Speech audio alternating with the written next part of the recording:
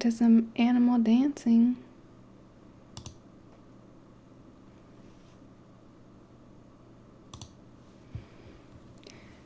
Welcome back, everybody. How is everyone? Happy Monday. Monday streams are pop culture streams, and I'm excited for this one. I was putting together a PowerPoint of many pop culture moments this year and reminiscing over the crazy year we had, and it's just been fun. Some things I'm just like, I can't believe that was this year, and some things are like, that just happened yesterday, it feels like. So yeah, I'm excited.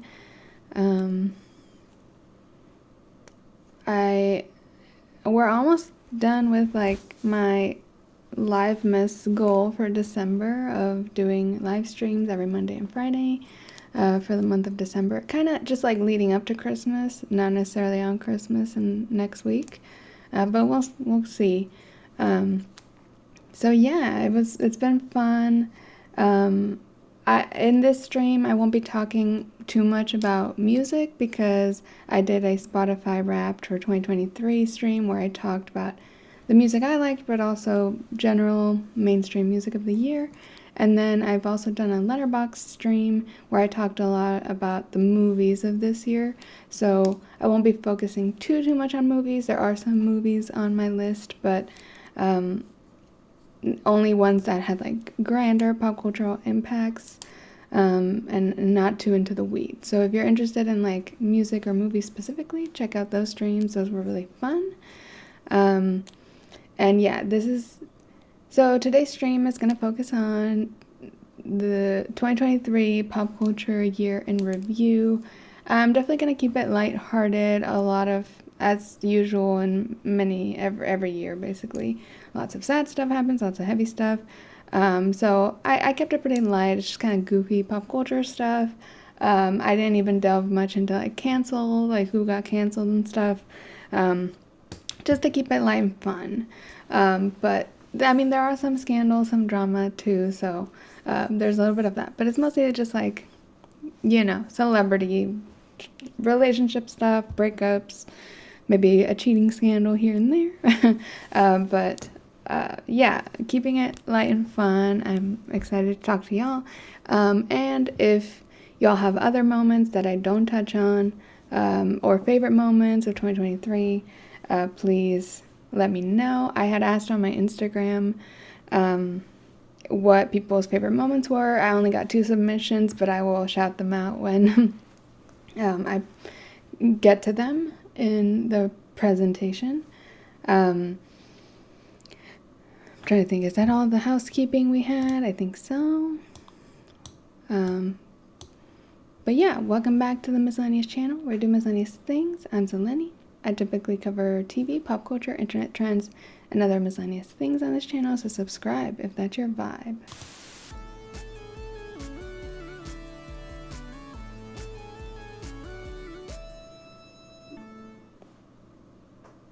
Yay, intro. Hi Sophie and hi AM in the chat. And I'm so sorry I haven't put out a video in a while. It's just been a really busy couple of weeks with the holidays and all the stress. So I have one that I'm almost done editing that it won't be that popular, so it's probably won't interest a lot of you.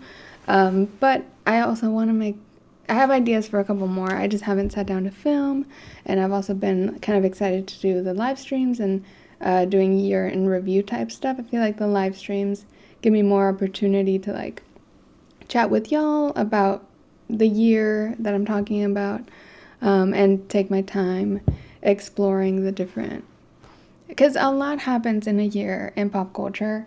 So I think the live stream format helps me have time to cover everything.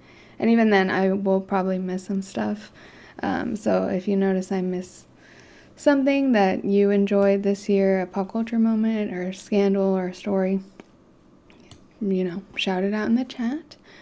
But yeah, let's go ahead and get into it. I found this photo online of 2023. I'm a little... Hold on, doing some live... Oh no. Live. There's how the butter is. I was gonna say the butter is made. Why doesn't it do both? I select both. Okay, well, whatever. I just needed to make myself a little smaller. I have like collages of the different moments, and I'm just gonna talk about them. I don't even have a script this time around or anything. Sometimes I do, sometimes I don't. But I have my photos of the moments I'm going to be talking about, and that's enough for me. So I will be going kind of in chronological order. There will be some, tangents and meandering, depending on, like, if the story, like, continued or if, like, a certain celebrity was in multiple big moments this year. I'll probably just talk about that celebrity in their moment. So kind of chronological, but deviates a little bit. So starting with a music moment, it's something I didn't talk about in my Spotify stream much. So I thought it'd be good to talk about here because it was a January moment. And that was Miley Cyrus, kind of had a big comeback in music with her song Flowers. It went number 1 on Billboard. It was a pretty big deal. It kind of was the first single of her Endless Summer Vacation album that was coming later in the year. And it was just kind of a really great breakup song. It sampled that Bruno Mars song. What's it called?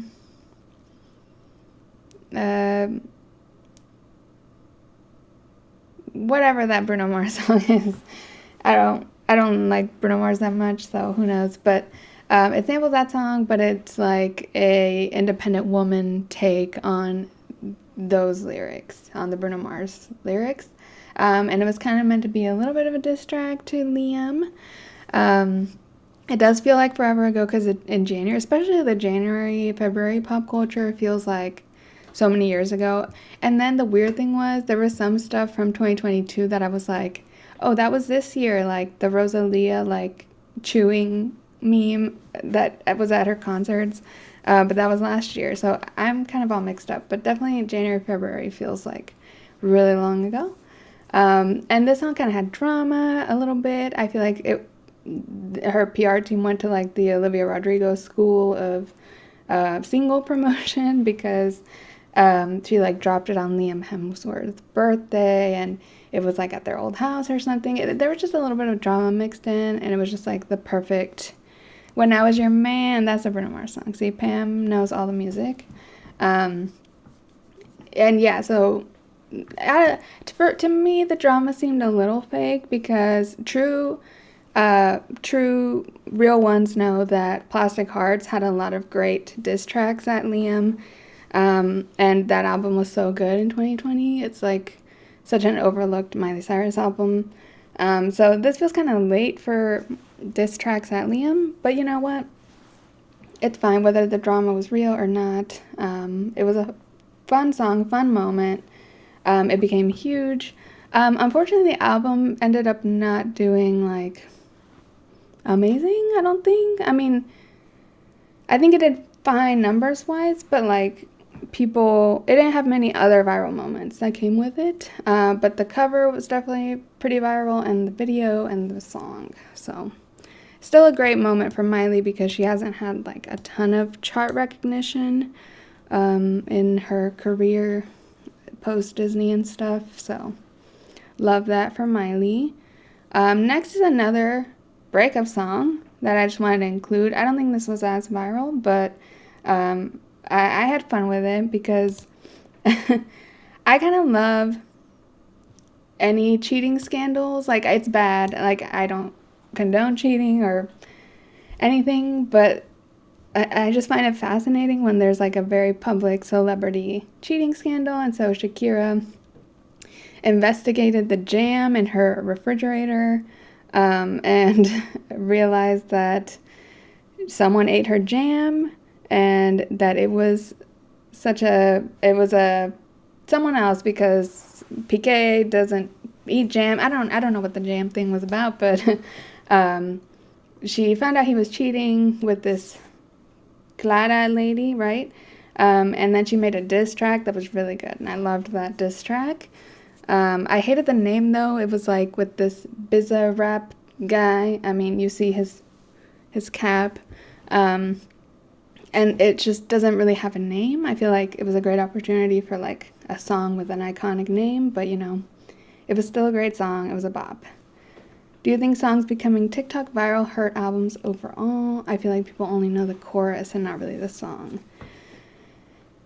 I feel kind of. I mean, I think going TikTok viral is better than nothing at all for albums. I think just albums in general these days are not what they used to be because of how we listen to music. It's very like selective and stuff. So if a song does well on TikTok, um, that one song might get a lot of streams, but that doesn't really translate to the album. But I think it's still better than nothing because it at least exposes people to there being an album at all. I do think there was such a big gap between Flowers and the album that also, like, I'm kind of so over the music, like, the tease culture of, like, music and everything, movies, TV. It's like, I don't know, maybe because I'm just so online that I'm, like, seeing every teaser for everything that I'm just like, just don't tell me it's coming in 5 months, just drop it 5 months from now, and I'll be less annoyed, but I get it. I mean, I think it's for other people that aren't constantly online and seeing every teaser. It's for like to reach more people, and build up the hype. So I get the other side of the argument. I think I'm just, for me personally, the hype, or I don't care for like teasing so much. But yeah, I think TikTok virality is still really good because the more streams, the better for any artist, I think. Okay, this next thing is a movie I'm going to talk about, and it gagged me that it was this year. It feels like forever ago, but Megan was this year. I don't know, sorry, Super Bowl's next, but those were supposed to be gifts. They're not, but you can picture them. One was the dance, one was the glasses taking off, very fierce. Megan just went so viral because it was kind of just so campy. It was horror, but it was kind of like light horror.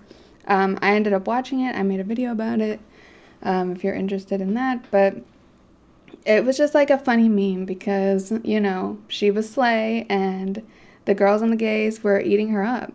And then there was this whole thing about like the director being like, oh, they resonate with her because Megan wants a chosen family or has a chosen family. And she like tried to make it way deeper than it was. And it was just like, not really. It's just because she like does a funny dance and has cool fashion and stuff. So it was just kind of funny. The Megan phenomenon. That was this year. I thought it was last year for some reason. It technically did come out like late December 2022 as the official release date, but like it came to theaters in January, I think. And then next, of course, the Super Bowl. It's always a pop culture moment, no matter what, every year. Well, maybe not no matter what. Every time it's a woman, for me, it's a big pop culture moment. Sometimes when it's men, or especially when it's like a compilation of artists for the Super Bowl, they kind of lose me a little bit. But this past year was Rihanna, which was a gag because Rihanna fans are still waiting the next album. How many years? 2016 was the last album? 15, 16? Excuse me. And there's no album in sight. Allegedly, there's a world tour in the works, but I will have to see it to believe it. But yeah, this was a Super Bowl performance. The biggest gag of it was that she revealed she was pregnant in it. Always love a good live performance pregnancy reveal. It's always going to be iconic. The rest of the performance, not super intense. I mean, she has so many hits that, like, everyone knew the music was going to be awesome. But she was also pregnant, so like I do give her a pass for maybe not giving the most choreography or whatever. She mostly had choreography around her. She mostly had this one look, I think. So it wasn't this big theatrical production. But it did have its moments, and it was talked about. And the pregnancy thing was a gag. So still, I think, a successful pop culture moment.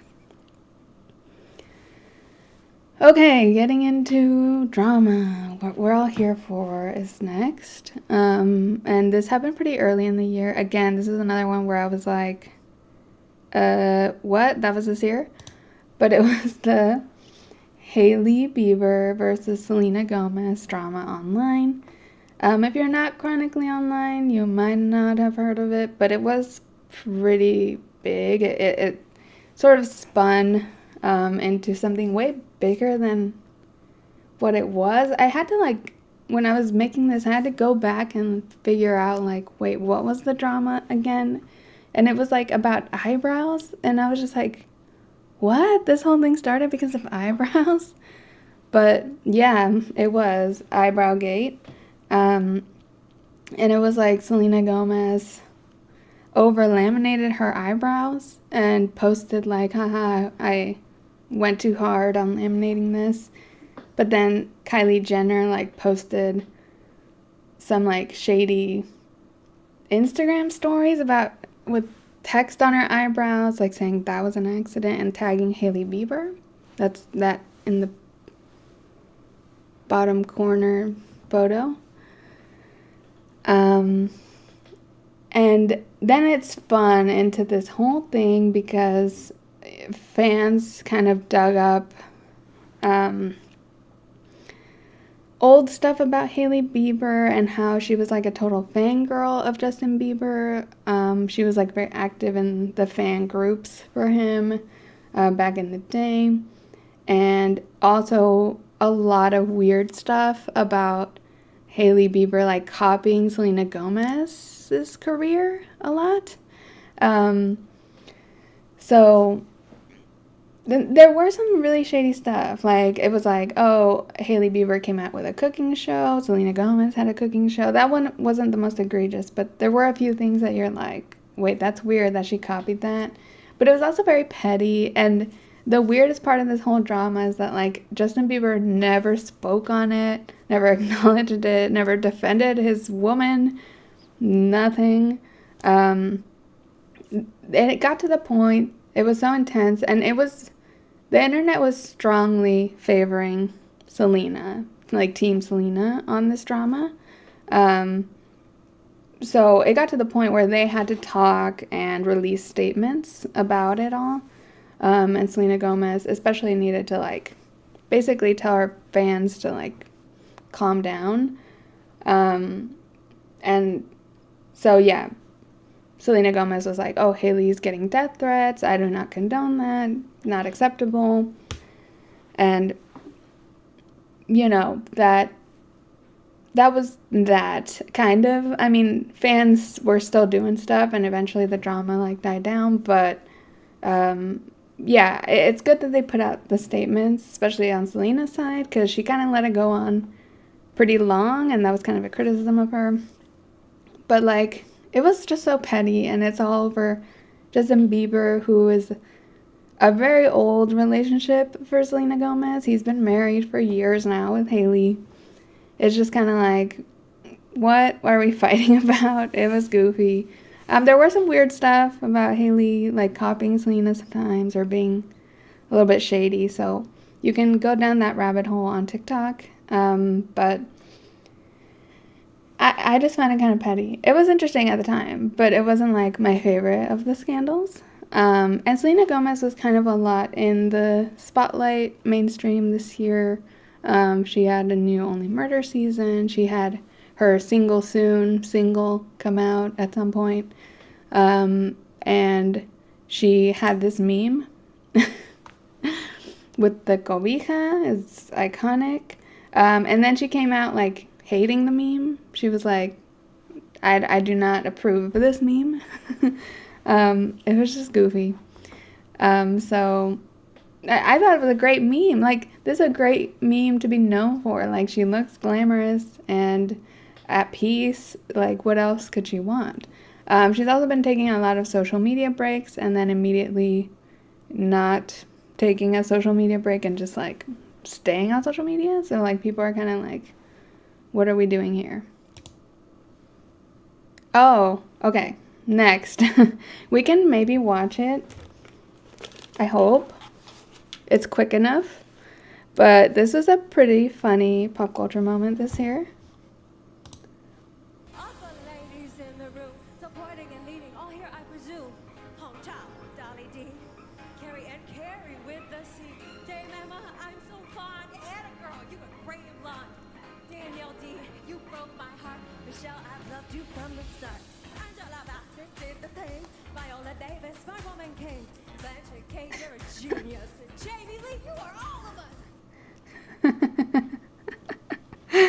This is so funny, like such a harmless and funny pop culture moment. Um, natural name. I still say this.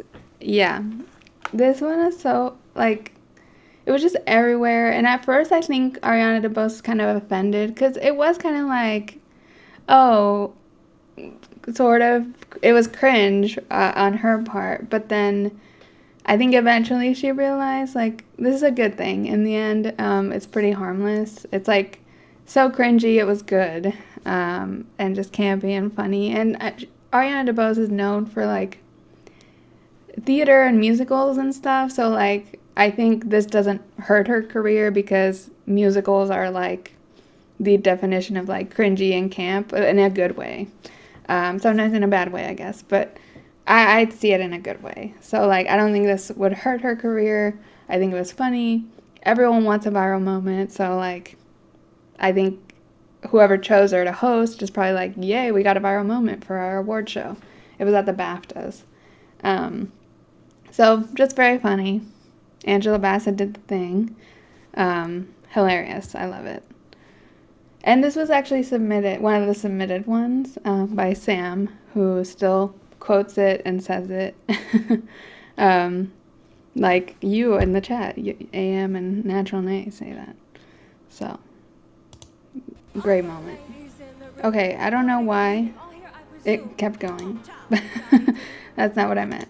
Okay, getting into celebrity couples a little bit.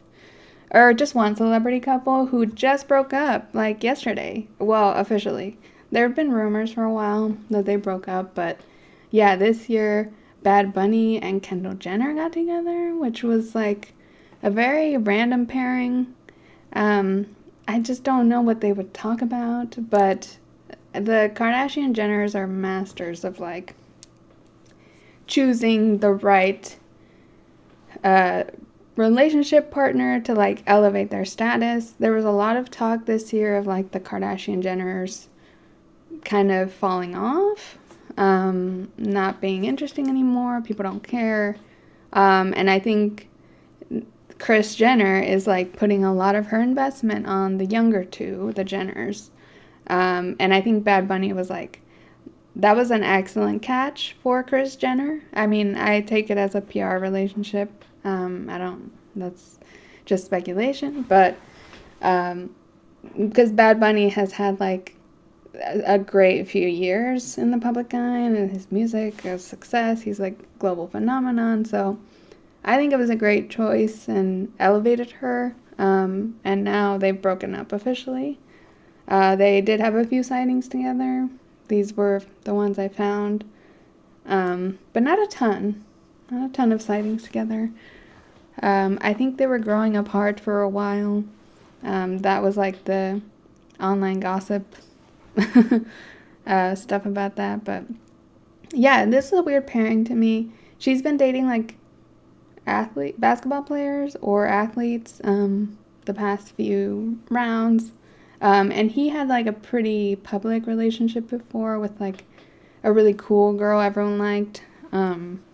I wasn't super following that, but people were like annoyed at him going for like someone as basic as Kendall, you know. Okay, next, a pretty weird pop culture moment this year. And that is the Gwyneth Paltrow ski trial. And we can watch a little bit of that. But this was like a civil case, which was civil case. I don't know the term, but it's like not a criminal case. It's like a dispute between parties. And it was like a guy and Gwyneth Paltrow had like a ski collision and something like that. I wasn't super following the law stuff. I was just seeing like the memes or whatever, but and the shots of Gwyneth in the courtroom and whatever. But there was this lady who I think was defending the other guy, and she was like fangirling over Gwyneth Paltrow the whole time, and it was pretty funny. I'm just telling you the truth of what actually happened. She's lied under oath a number of times, and I want to be able Your Honor, to show the jury that slanderous, and I want it withdrawn this moment. you were furious and said you skied directly into my effing back at the Sorry. top of your lungs. Yes, I did. Okay. I apologize for my bad language. Probably had a better ski outfit, though, I guess. I still have the same one. Well, I lost half a day of skiing. May I ask how tall you are? I'm just under 5'10". Okay. I am so jealous. I think I'm shrinking though. Right? You're Yeah. small but mighty. Actually, you're not that small. I'm assuming, you're under oath here, that you're a good tipper. Yes. Are you good friends with Taylor Swift? Compare my client to King Kong coming out of the jungle. That's not my intention. Now we have the molesting of young children on an island. Your Honor, Denial. This is ridiculous testimony. What? I don't know what that last part was. I don't remember that from the trial. But this is just so goofy and confusing. And I was like, wait, what is going on? Like, I wasn't even following that close because I was just, like, not following the legal stuff. But this lady was just so funny. Like, how tall are you? Are you friends with Taylor Swift? And shit like that. It was just, like, weird, memeable nonsense.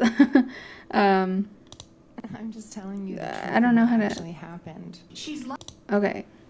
Yeah, so that was the Gwyneth Paltrow thing. I don't really fully understand it, but it was pretty funny in many ways. So moving on to some babies this year. It is shady of me here to include Halle Bailey, which is and yeah, the lady was very like flirting with flirtation. Like she was that was a lot of the speculation at that lady. I don't even know her name or if I think she was the lawyer against, I don't know the legal terms, but yeah, it came off very like fangirling, obsessed, and flirting with Gwyneth. Okay, yeah, so it's shady of me to include Halle Bailey here because this is not announced, but there has been a lot of speculation. There's been a lot of baby doll dresses that obscure her bump in the later half of the year, or her alleged bump, not confirmed. There's been paparazzi photos that are kind of clear. I don't know. That one is just heavily speculated. This was in the second half of the year, not early, because earlier in the year it was all about Little Mermaid and press for that. But yeah, there are rumors. We'll see, I guess, if that one's true. I think like her partner is problematic or something, or her fans just hate him or something like that, where I don't know why like she's super hiding it so much, or if it's true. But yeah, it's kind of odd that she's like hiding it, but like also kind of going out a little obvious. And there's some other babies of the year. I didn't know about Chrissy Teigen or Blake Lively. I feel like they have multiple kids, so after the first one, I don't really keep up. Keke Palmer, I forgot her pregnancy was this year because I'm used to seeing her like with the baby, and she unfortunately had like a lot of drama with her partner. First, like on social media, policing her outfit at the Usher concert. And then after there were allegations of like abuse, and but they were together, like somewhere in between that, like back together. So it just seems tumultuous. I feel bad for her because I love Keke Palmer so much. She's a Virgo. I think even the same year as me. So I've always felt very like, celebrities that are like exactly your age. So you're just like, you represent like my exact age in the celebrity world. And I always feel like a connection to those people. I think Keke Palmer is one of them for me. And she's a Virgo. So I really love her and all her projects, so it was sad. But it was happy that she had a baby. The baby's cute. I've seen her post pictures of him, and that's sweet. And then two iconic, like, child actor people that had babies this year. Daniel Radcliffe had a baby. And I love Daniel Radcliffe. I've kind of become a stan this year of him because I watched the Weird Al movie. I think that might have been last year, but I watched the Weird Al movie. I watched Miracle Workers this year, which is a really funny show he's in that nobody talks about. I watched his documentary about David Holmes, the stuntman. So he just seems really cool. He's always kind of been an ally for LGBT causes, especially like given the situation with J.K. Rowling. He's always been so like cool about it, like kind of like an anti J.K. Rowling, and been very like supportive of causes and does activist work. So I love Daniel Radcliffe, and good for him and his family. And then also Lindsay Lohan had a baby. I don't know that much about that journey, but that was like a moment because, I grew up watching her. So it was just kind of like, oh my God, Lindsay Lohan had a baby. Who knew? Oh, and someone else had a baby that I thought, I cannot for the life of me find like a high-res image of this, but you've seen it probably if you're online. I thought this was a really fun pregnancy announcement. I just watched the episode where they show them planning it out and stuff, but this was earlier in the year, and Kourtney Kardashian announced it. It's like a reference to the All the Small Things video, where a girl holds up this exact sign, and it was just very cute, and it was like kind of the only like wholesome viral Kardashian moment of the year. It made me kind of like Kourtney a little more. I don't know.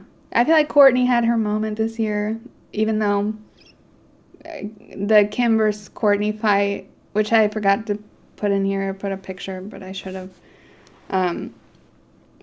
People are pretty divided on that fight, but I think Kourtney seems like in a good place, and that's my opinion on her. Okay, next, just want to highlight, oh my God, hello? Is it the Amazon truck?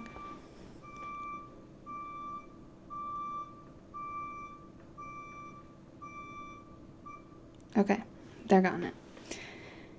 Okay, next I want to highlight just a celebrity that was he just had his year. I think this was the year of Pedro Pascal. Like, I kind of forgot about this because it was kind of in the first half of the year that the Pedro Pascal craze was at its peak, because he was in Last of Us. He's the Mandalorian. He is the Mandalorian, right? Like, he's stars in the show, but I think the Mandalorian's a person, and it's him. If not, sorry, I don't watch that show, but he just had the year. And he's a pretty cool, pretty wholesome celebrity from everything I've seen. Pretty chill about things. Like, he lived in New York, and it just seems like he's just one of those New York theater people that are just cool with everything, cool with everyone. And he really had his moment. And it's kind of inspiring because he is a little bit older for having this kind of like breakthrough. I feel like I normally think like, oh, you have to be like a teenager to like break through in Hollywood. But Pedro Pascal had quite the year, and it's awesome to see. And it's awesome that he's Latino. I mean, for me, and I think a lot of my Latino friends, he has very kind of dad vibes. I think for everybody, he has dad vibes, but especially for Latinos.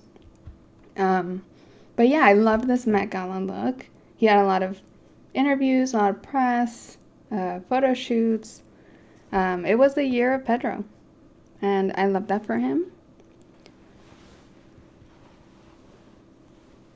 I am refluxing from my salmon dinner. Okay, moving on to a celebrity. This was hardly a mainstream moment, but it came up in some of the research I was doing. I kind of scoured at different places to try to cover my bases for this stream. A little bit of Reddit, a little bit of Twitter, a little bit of like news outlet lists, end of year lists and stuff. But this one I don't think was mainstream enough, but it was like a interview that was a little bit viral, and it was just Cole Sprouse acting like a douche on the Call Her Daddy podcast. And I think this is a good time to mention too, like, Call Her Daddy remained like a big podcast this year that celebrities go on and reveal things. I don't listen to that podcast at all. I just saw the clips from this, and he was like smoking a cigarette indoors, and it was gross. And it was just like, a silly interview moment that made Cole Sprouse look goofy and douchey. And through the interview, he was pretty pretentious. I don't even remember about what, but he just takes himself so serious. And I say this as like, the Sprouse twins were literally my first crush when I was a child. So I was a fan, but these days I'm only like Dylan because he's allegedly the nice one. Okay, next, another early in the year scandal that I have very recently dove in deep into, and you can watch my Vanderpump Rules beginner's guide video that I posted recently if you're not informed about Scandal and want to be. But this was a scandal called Scandival that was a cheating scandal at its core. Tom Sandoval, the guy with the mustache, cheated on his long-term life partner of 9 years with a close friend from the friend group on Vanderpump Rules.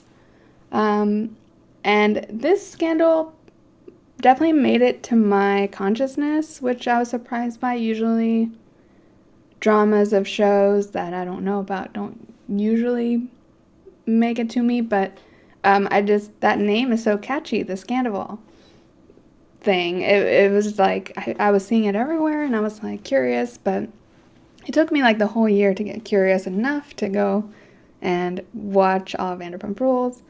I am just about finishing season 4 right now on my full rewatch of the show. And oh my god, like, I literally watched it the entire weekend. I started on like season 4, episode 12 or something this weekend. And I watched it the whole weekend, and I was still on season 4. And I was just like, it's been 84 years and I'm still on season 4. There's like 20 something episodes after a certain season, every season, and it's just like too much. But I am almost there. I am almost to season 5 out of 10 seasons. But I've had a lot of fun, and I'm loving Vanderpump Rules. I'm super hooked. And then also Ariana, who was like the woman scorned in this scandal, went on Dancing with the Stars, and she ended up doing really, really well. She got, I think, 3rd place, and it was a really tight top 3. I watched the whole Dancing with the Stars season. Honestly, I think it's what finally pushed me over the edge to dive into Vanderpump Rules. But she is like an amazing dancer, and now she's going to be in Chicago on Broadway. So it was very cool for her, and I was so excited to see her every week on Dancing with the Stars. I've talked so much about Scandival, though, in the past month that sorry to rehash it yet again. Okay, next is a really big one that is kind of going to mess up my chronological order a bit. Because this person was the person of the year this year and had so much going on this year. Several breakups and makeups. But Taylor Swift started off the year with like the Eras Tour kicking off, and now she's done like 100 something shows. I don't even know. I've lost track. She's going to every country and doing like multiple days at every stop. So she just had like the biggest year with this Eras Tour, the concept, and then more recently there was the Eras Tour movie in October. And just seeing her so regularly had her like constantly on the pop culture, brain consciousness. Yeah, we've lived 10 lifetimes with Taylor this year. Honestly, like, so much going on. I couldn't even fit it all. But, yeah, there was just constant, clips of performances. Oh, the celebrities that attended the Eras Tour, that was, like, sightseeing every single time, especially in, like, high-profile locations. So she broke up with Joe Alwyn, who she had been with for a long time. I believe the whole Lover album is about him, and it kind of seemed like he was the one because they had lasted so long. But then they broke up, and then hell kind of broke loose because she started dating Maddie Healy of the 1975, who I won't get into it too much, but had some controversies that the Swifties, in general, a lot of the Swifties I saw seemed pretty disappointed in that relationship, and her likely knowing about his controversial comments and attitude, but still dating him. And he was like associated with a podcast that like made shady remarks about Ice Spice or racist remarks, and I don't know if he said them or a friend there and he laughed or something. But then right after that, Taylor released Karma with Ice Spice, like a remix of Karma. Why did she release a remix of Karma? That wasn't like a re-release. I don't know. Well, people were suspicious. But anyway, Ice Spice came out at the concert. They seem to have a good friendship, though. They've been at like an award show after that. So nowadays, I don't think people are remembering this controversy as much because then this happened. And honestly, people have forgotten who Joe Alwyn is. People have forgotten about Ratty Healy, as they call him. And it's all about Taylor and Travis now. And I think this relationship, I've seen way more support from the Swifties. It was kind of out of left field because she has been with more like artsy guys this whole time. Yeah, usually she's been with a lot of actors, honestly, or musicians through her high-profile dating life, and this was the first time she dated an athlete. It's kind of weird because, like, so many other famous women date athletes, and no one cares, but, like, it's Taylor Swift, and this is a big pivot. And also Travis Kelce, according to Cameron, who I immediately asked, like, who the hell is Travis Kelce when this happened? He was kind of high profile too because I think he was in the team that either won the Super Bowl or was in the Super Bowl earlier this year.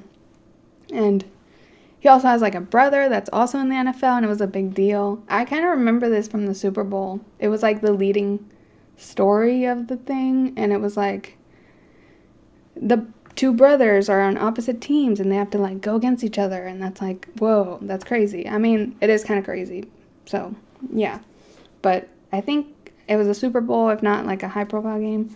But yeah, this is huge and seems very promising. Like, they do seem like they moved really fast, but they've also said there's like updates about this relationship every single day. I feel like these photos at the bottom, there's one like every single day of them walking in the dark. But he has like a podcast where he says stuff. So I see Popgrave tweet like quotes when he talks about her. But he says they dated a little bit before it went public. And that's why it seems so fast to us. But now she goes to the games and supports him. He goes to the Eras shows and supports her. All seems fairly wholesome. He kind of has like a himbo brand. That's like the persona. Excuse me, I am acid refluxing. So yeah, it seems promising. I think a lot of unhinged Swifties were like already, making the baby clothes and hearing wedding bells with them, but they seem good, and I think the more grounded Swifties are still happy about it, but like, it just seems good for her. She seems in a good place, and her friend Selena Gomez said she supported it. It was like a whole thing. Her friends have been around him. Their moms have been around each other. So all seems good so far. Okay, who's next? I can't even see that. What is this? Oh, this is another Card Jenner random relationship. And that is Kylie Jenner and Lil Timmy Chalamet. This couple was so weird because for such a long time, there were just these like news headlines that were like, Kylie Jenner's SUV spotted at Timothée Chalamet's house for 5 minutes, or it was shit like that where it's like no one believed they were a couple because there were like no sightings of them, and it was like, what? You're telling me they're together but we've never seen them in the same room? Okay. But then eventually later in the year, I think it was at the Renaissance tour or something, they were spotted. They've had a couple of sightings. They had this really weird staged looking photo where Kylie Jenner is holding her phone. Wait, do I have an arrow? Yeah. Holding her phone out so that like the wallpaper shows, and it's like her and Timothée Chalamet. It was goofy, but now I believe they are together. Again, I feel like it's a move, by Kris Jenner or Kylie, whoever, trying to elevate the Kardashian brand. I think this is another solid choice for them, I guess, because Timothée Chalamet acts in like very critically acclaimed movies and whatever. And I think for him, he's just like, ooh, a hot girl likes me, and I'm into it. So there was a lot of kind of like fans of him that were like, oh, he's too intellectual for Kylie, which definitely doesn't seem like the case. I think his dating history is very like Instagram baddies from what I gather about what people say on Reddit and stuff. But yeah, it's not surprising on his end, I don't think. On her end, I think it's more surprising. The only common thread with like her type is that she likes really scrawny guys historically. So that kind of goes. But it does feel weird. Like, what do they talk about? I think about that with anyone interacting with anyone in the Kardashians. I'm like, what do they talk about? I don't know. They just seem so out of touch with reality or something. I don't really know, but this was a relationship, and they're still going, unlike Bad Bunny and Kendall Jenner, which they were seen publicly sooner, so I wouldn't be surprised if these two break up eventually, soonish. I don't know. It seems like a random fling. Okay, next, so we're getting into spring territory. Especially Bad Bunny, he barely speaks English. Yeah, I don't know how much English Bad Bunny speaks at all. I'm like, I mean, he could very well speak a lot of English. I didn't know that. But yeah, seems very random for him. Okay, next is this weird thing. Wasn't that significant because I don't think either of these people are A-list quite yet. I think they're on their way and could get there. But this is Glenn Powell and Sydney Sweeney. And they sparked rumors in the spring about like having some sort of fling, even though they were both in relationships. while they were filming this rom-com in Australia. And this rom-com is actually about to come out now, around Christmas or New Year's. And I'm definitely going to go see it. It's called Anyone But You. And it's very weird because, like, at that time in the spring, everyone was like, oh my god, rom-coms are back. They're going to bring the chemistry back in rom-coms, and this is it. And then the trailer came out more recently, and everyone was like, this sucks, and they have no chemistry. So it's just kind of confusing what happened there, because in these promo shots, and there was this video at the bottom where he's like putting her back or whatever, they look like they have such good chemistry, and like this is gonna be so hot and heavy. The only like twist about this movie is that it's rated R. And so far the trailer has not revealed anything else that's special or different about this rom-com. It's a very cliche seeming, like, I hate you, but be my date to this wedding because I don't want to appear single in front of, like, the ex or whoever. It's that plot exactly, and the trailer does not deviate, does not hint at any, like, twist to that cliche. So it was definitely disappointing, I think, for rom-com fans, including myself. And then the first round of trailer looked like a thriller. It was kind of like spooky a little bit, and then they had to make a new trailer. That was a thing. The acting in the trailer is dot dot dot. I don't love her acting, and it's weird because I really like her, but I feel like the role she's so good at is more bitchy and mean and villainous, and I feel like she just needs to stick to that. I guess in this she's kind of antagonizing him, like they're antagonizing each other a little bit, but she's also the protagonist, so it's not like she's not gonna be redeemable and stuff. I don't know.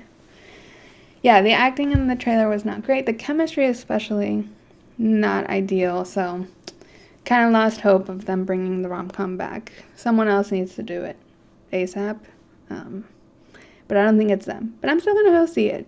A lot of people hated on the poster too, because their clothes, especially her dress, is so wet, and then her hair is like super dry. And it's just stuff like that. It's just like the choices with this movie seem bizarre. Okay, next. What is this? I'm trying to see the preview before I... Oh, is this... Who is that? Do y'all hear that? Someone blasting Adele? Oh, this is Bo Burnham and Phoebe Bridgers. I could not find any high quality photos. This wasn't that big a deal because these people are pretty, like, not mainstream. They're a little more indie.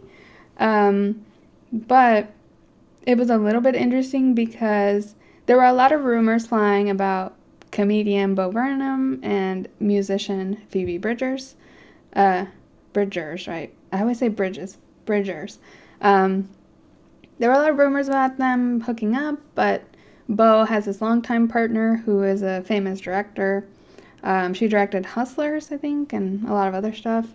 I think episodes of Succession, too. And she was dating... Is this Paul Mescal? He's like an indie darling type of guy. I don't keep up with all the indie darlings, so forgive me. I think that's him. And people really shipped them together because they were this like indie dream couple. But then, like, randomly at the Eras Tour, which, again, Eras Tour, huge this year, Keith Urban and Nicole Kidman were, like, vlogging or, TikToking, whatever, the Eras Tour experience, and the background, they, like, exposed Bo Burnham and Phoebe Bridgers officially. This was, like, the official confirmation that they were together randomly. So it was just a really funny, like, expose moment because it was, like, boomers, Keith Urban, Nicole, they're not boomers, but, like, exposing the young indie darling couple that both had long-term, high-profile partners before. So it's just kind of funny and interesting. And now they're more like public and spotted together a lot. So yeah, this was just a little bit of a messy, more indie darling scandal drama. But not horribly messy from what I know. Just kind of like funny the way it was exposed. Okay, next I'm moving into a couple of capitalism things. A little bit of a downer here. Well, for me, maybe, but for others, maybe too. A good thing and a bad thing. I don't really know what was going on with the Grimace milkshake. Like, maybe y'all can help me out in the chat, but like, what was the big deal about it? I don't know. I remember everyone talking about it, but like, maybe it was like a thing where everyone was trying to try it, like TikTokers and YouTubers were all trying to try it for content. Maybe there was a meme attached that I'm forgetting. I wasn't super immersed in the Grimace milkshake drama or campaign or whatever. So that was a thing. And then also this year, sadly, was like kind of the death of Twitter. I mean, officially, yeah, the death of Twitter. And it became X. And it's giving very like Mojo Dojo Casa House takeover on Twitter right now, because Elon Musk just like wanted to make it X and wanted to make this masculine looking trashy logo with it. He tried to put like the X light like on the Twitter building, and it wasn't up to code, so he had to take it down immediately. It was just like goofy, sad shit like that. I mean, it's sad because I love Twitter and that's where I get all my news, and I'm still on there. I don't post a lot, but that's still where I get my news. But now it's kind of sad because it's like people are like half on Threads, half on Twitter, half just in the nether, like just gone from Twitter. A lot of the friends I've talked to that have been on Twitter historically are just like gone. They don't look at it anymore and stuff. So it was just kind of like sad. Rip Twitter. And someone says, AM says, I remember everyone said it tasted bad, the Grimace milkshake. I guess, yeah, maybe it was that. It tasted bad. I wouldn't drink a purple milkshake. I mean, I don't really drink milkshakes because I have a sensitive stomach, as we see with the reflux I've been having tonight. But yeah, that was just like, it was a moment.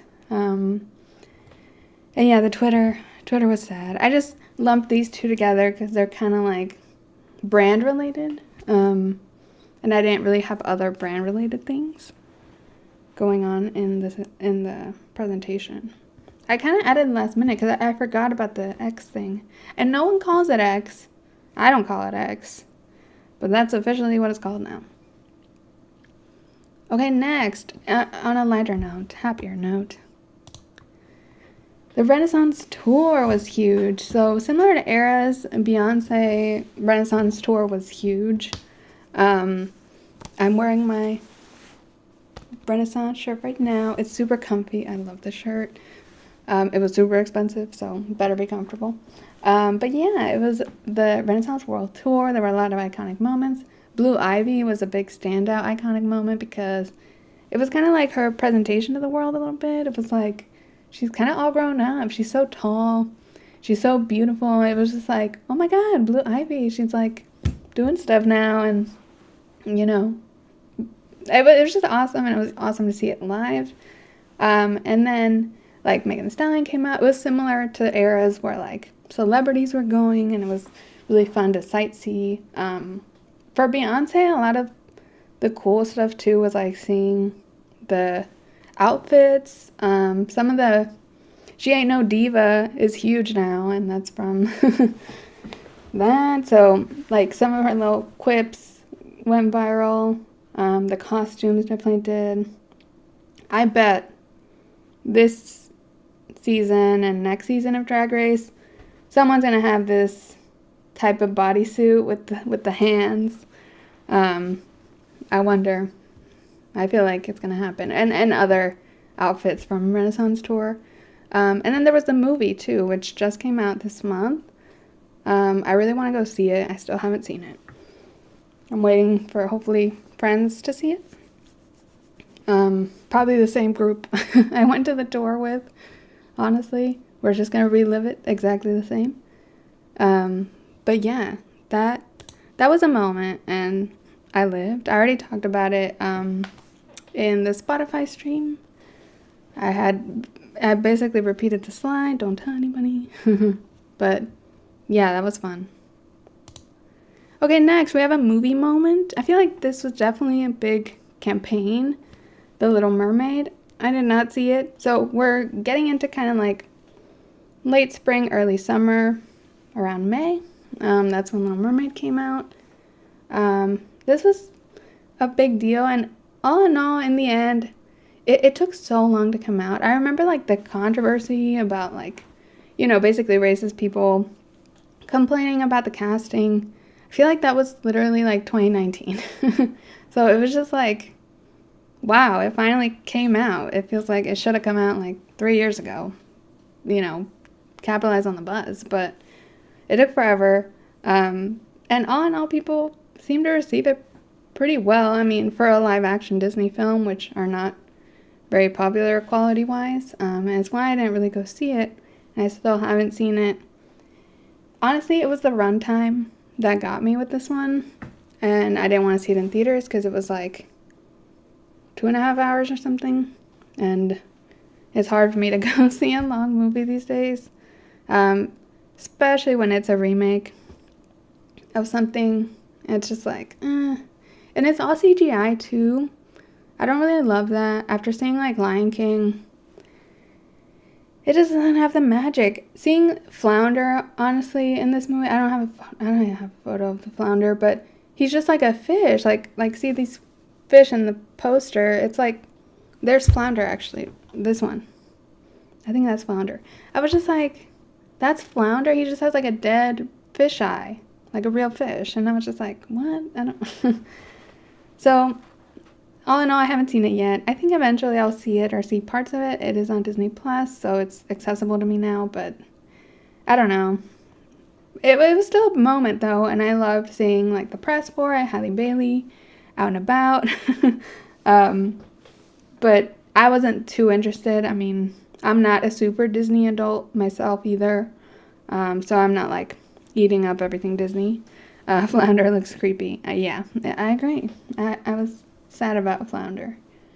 But yeah, mostly I heard people praise Halle Bailey's performance and singing, and everything else was like, it was alright. Okay, this moment I added kind of last minute because I don't think this movie was like that huge. It was kind of huge for me because it was this comeback of Jennifer Lawrence, who had kind of taken a break from acting and having like an overexposed few years, I guess, that people kind of turned on her, the way they turn on many it girls. But then I was like shocked to learn that this moment on Hot Ones, which was supposed to be a GIF again, my GIFs aren't working on the PowerPoint, but the what do you mean was from this year. I don't know. I feel like that's just been around my whole life for some reason. I'm like, I can't believe, and I'm assuming it was the press tour for No Hard Feelings. I didn't totally confirm that, but it was around early summer that it happened, and I was just shook. But yeah, the what do you mean? What do you mean? I feel like has become a really famous meme now, and that was this year. Jennifer Lawrence gave us that. Okay, next, we're talking about movies, and this was a defining moment of the whole year. It's definitely Barbie for me, but the Barbenheimer phenomenon became absolutely huge. I think that's the thing I put at the center of the thumbnail with eras and Renaissance, because those three things to me defined the entire year. And I love that it was all women. But yeah, the Barbenheimer thing was so weird. It kind of came out of a meme. Like, I think Twitter, I'm assuming, I don't know. People saying the movies were releasing on the same day. They were both highly anticipated. Directors that people love, Christopher Nolan, Greta Gerwig, with huge A-list stars and cast, like these huge ensemble casts. So there was just a lot to compare and contrast of the two movies. And obviously no one could escape it. No one could escape those like Twitter bots trying to sell shirts of Barbenheimer under every tweet. It was just like it was Barbie summer, Barbenheimer summer. I think Oppenheimer benefited a lot from Barbie. I still think a lot of people would have been like excited to see Oppenheimer and, you know, excited about Christopher Nolan and gone to see it. But I think having the crossover and the meme of it all brought more people that maybe aren't paying attention to Christopher Nolan to go watch a historical drama that maybe wouldn't have otherwise. Whereas Barbie is a little more like just fun and accessible, so I think just as many people would have seen it without the hype. It's funny how similar it is to when Doom and Animal Crossing came out on the same day. So many memes. Yeah, but obviously Animal Crossing went on to be much bigger, much like Barbie. I didn't know about Animal Crossing and Doom. Animal Crossing I just associate with like COVID. The timeline. It was more like COVID and Animal Crossing released on the same day to be. But yeah, this was huge. I mean, maybe, you know, my view is skewing it. I'm obviously a Barbie person. I did not see Oppenheimer. But Barbie's just more commercial and more like people know about it and probably see it as a fun time. But yeah, like this was just everything this summer, and all these like images were pretty like seen, and people were dressing up, which was huge. I think it just in general was great for cinema and cinema culture because it had been so dead from COVID, and Tom Cruise kind of takes credit, I think, for bringing it back with Mission Impossible, or was it Top Gun? One of those, or both. But I think Barbenheimer really showed, like, cinema is back, and people were so excited to dress up, and that was, like, huge. It was, like, a whole experience. People were doing double features, which I don't know how people did that, because Oppenheimer's so long, but people did it. And they were excited to do it, so good for that. And I do want to take a moment to acknowledge Margot Robbie's fashion on the pink carpets of Barbie. There are so many things that went viral with both Barbie and Oppenheimer, but like this to me was so fun. And it happened right before the strikes. So we got a good amount of red carpet looks out before they weren't allowed to promote it anymore. And the cool thing was they were like all mostly recreations of, or reimaginings of past Barbie outfits. So that to me was so cool. And to me was like a fashion moment of the year. Not that I keep up that much with fashion moments of the year, but this was my favorite for sure. Okay, I'm keeping with the movie trend. And I want to talk a little bit about Across the Spider-Verse, which is the sequel to Into the Spider-Verse. I forget the little names, but the first one.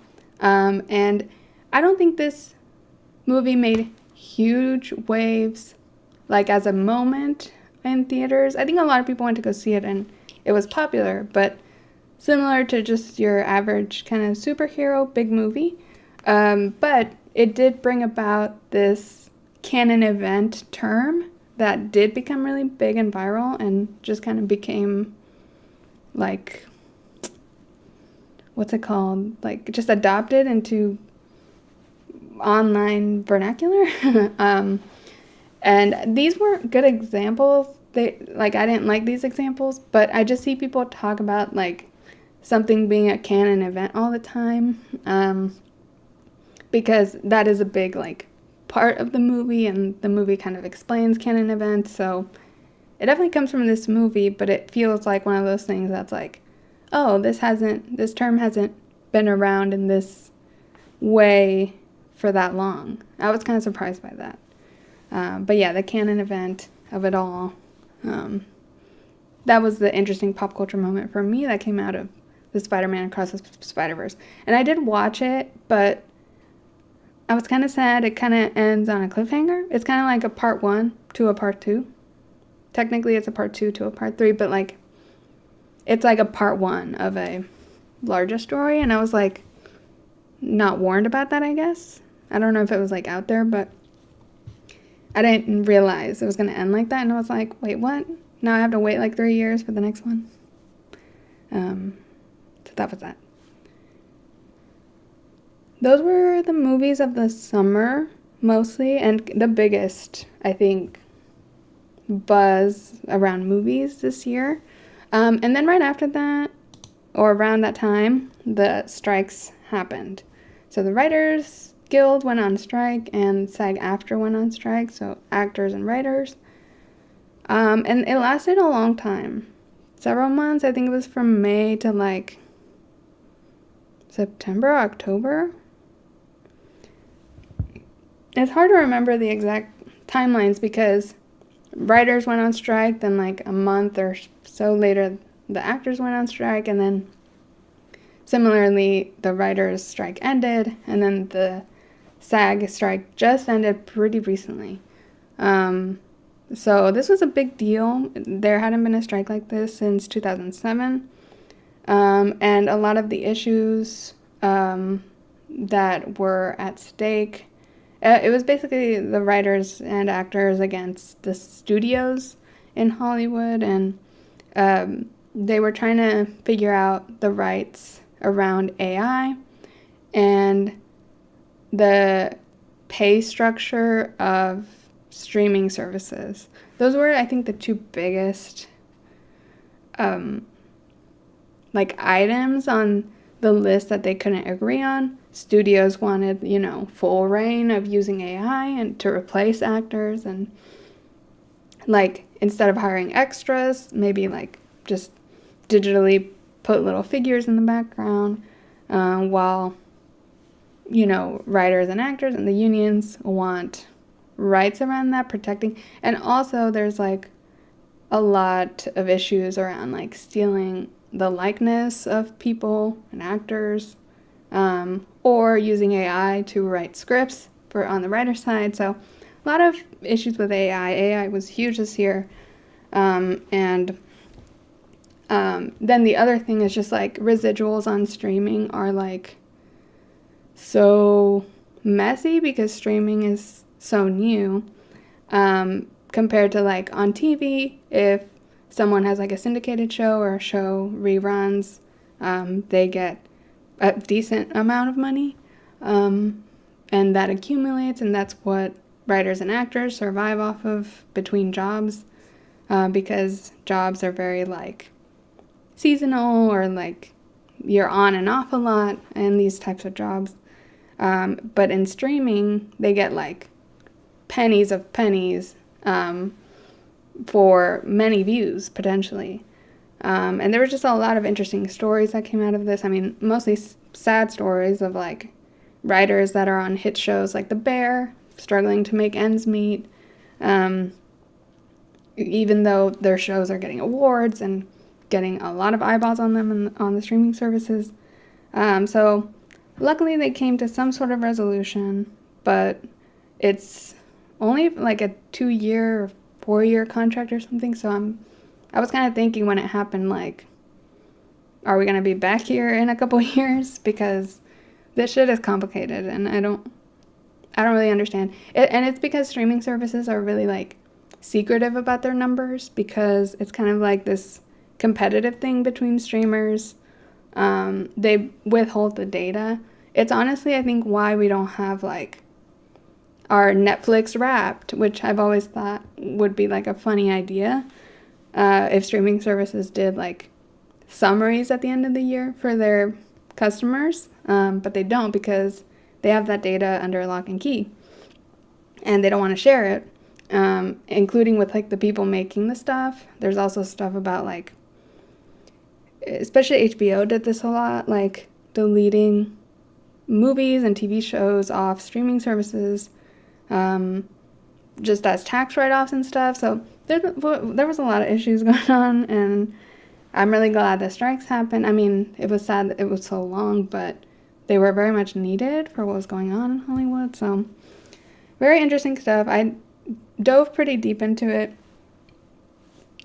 because I'm very interested in this stuff, but I wanted to make a video and I was waiting for the strikes to end, and then so much time passed that I was like, I don't even know. Like, what's the point?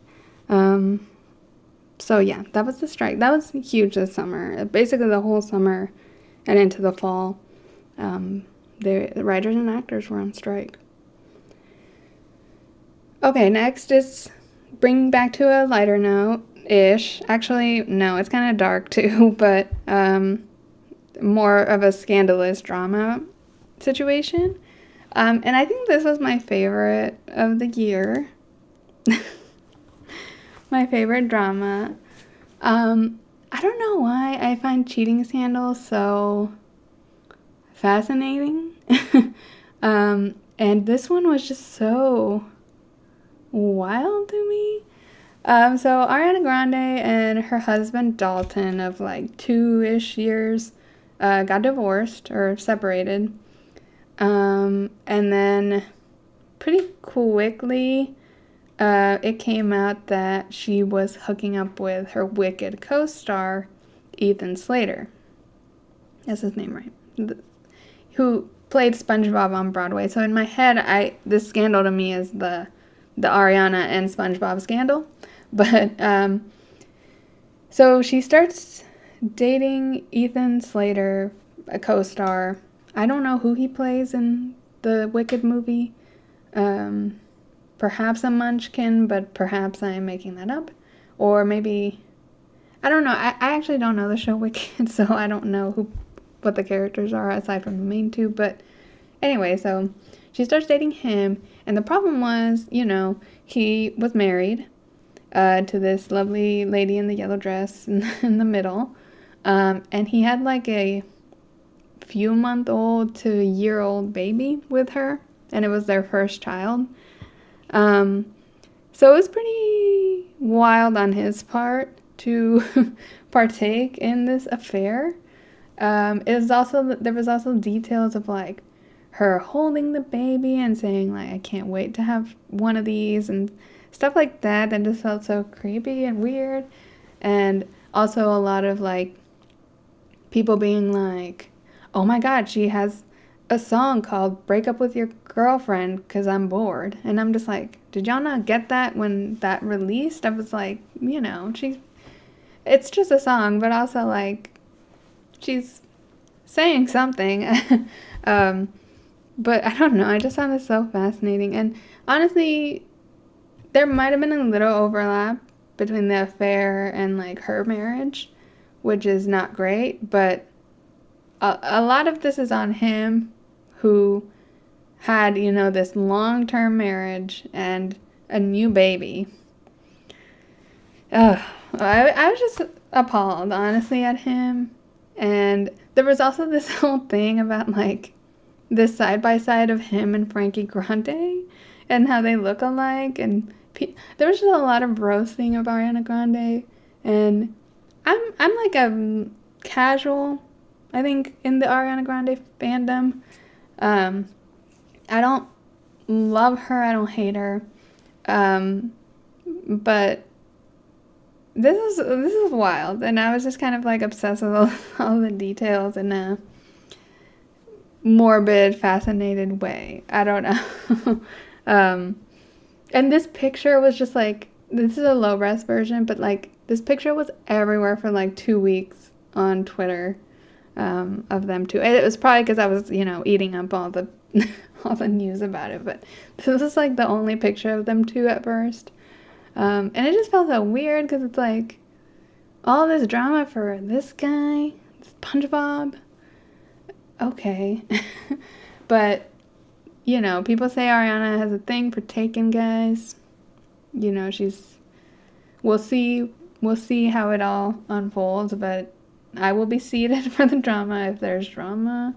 And I definitely feel sorry for the victim in the situation. Potentially Dalton, I guess, but definitely his wife and his poor baby with now divorced parents. I think they divorced and now they are publicly dating, actually, which I was kind of surprised by. I thought the controversy would like make them wake up, but maybe it's more of a like, now it's us against the world kind of thing. But yeah, I'm fascinated by cheating scandals these days, for whatever reason. What the hell am I thinking? Okay. Next, keeping along the same theme, this year and summer, there were like so many breakups and divorces going on, like left and right. These are kind of from all over the year, and there's more. These were just the ones I fit on a slide.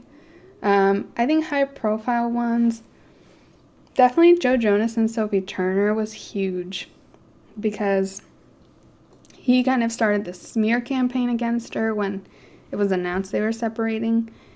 And people saw right through it, surprisingly, which was kind of cool of the public. But they kind of saw that he was trying to like paint her as an unfit mother in his statements and stuff. And people caught on to it and mostly sided with her. And yeah, I agree. Like, he seemed like a douche. And he's like touring, the whole year, and saying he's like a great dad, but it's like, you can't be doing both. And she was kind of isolated in the US when she's from England, something like that. So now she's cool, and is she like dating a woman or something? I saw this week. I don't know if it was a woman, or dating, or I don't know what it was, but she's kind of living a single life. She got adopted into Taylor Swift's girl group, and she's living, and his public image is pretty like low right now. And I literally, with my friends, went to the Jonas Brothers concert the day this news broke. And it was just so crazy. We were like looking for the wedding ring.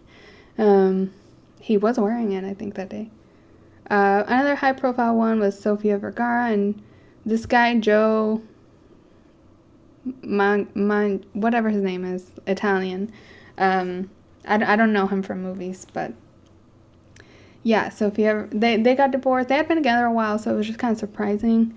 Britney Spears and her husband split. That was sad for her because in the memoir that I book clubbed, she like talks about him and how much she loves him.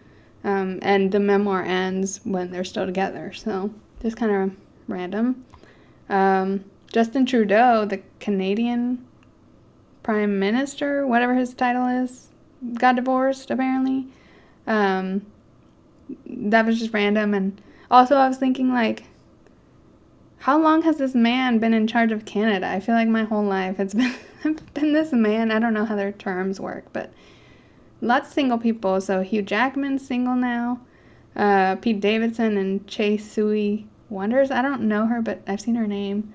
Rosalia's single, and then no, actually she's not, because she's dating the bear now, Jeremy Allen White, but she broke up with her high-profile guy that I don't know his music, but Natalie Portman's single, Meryl Streep is single.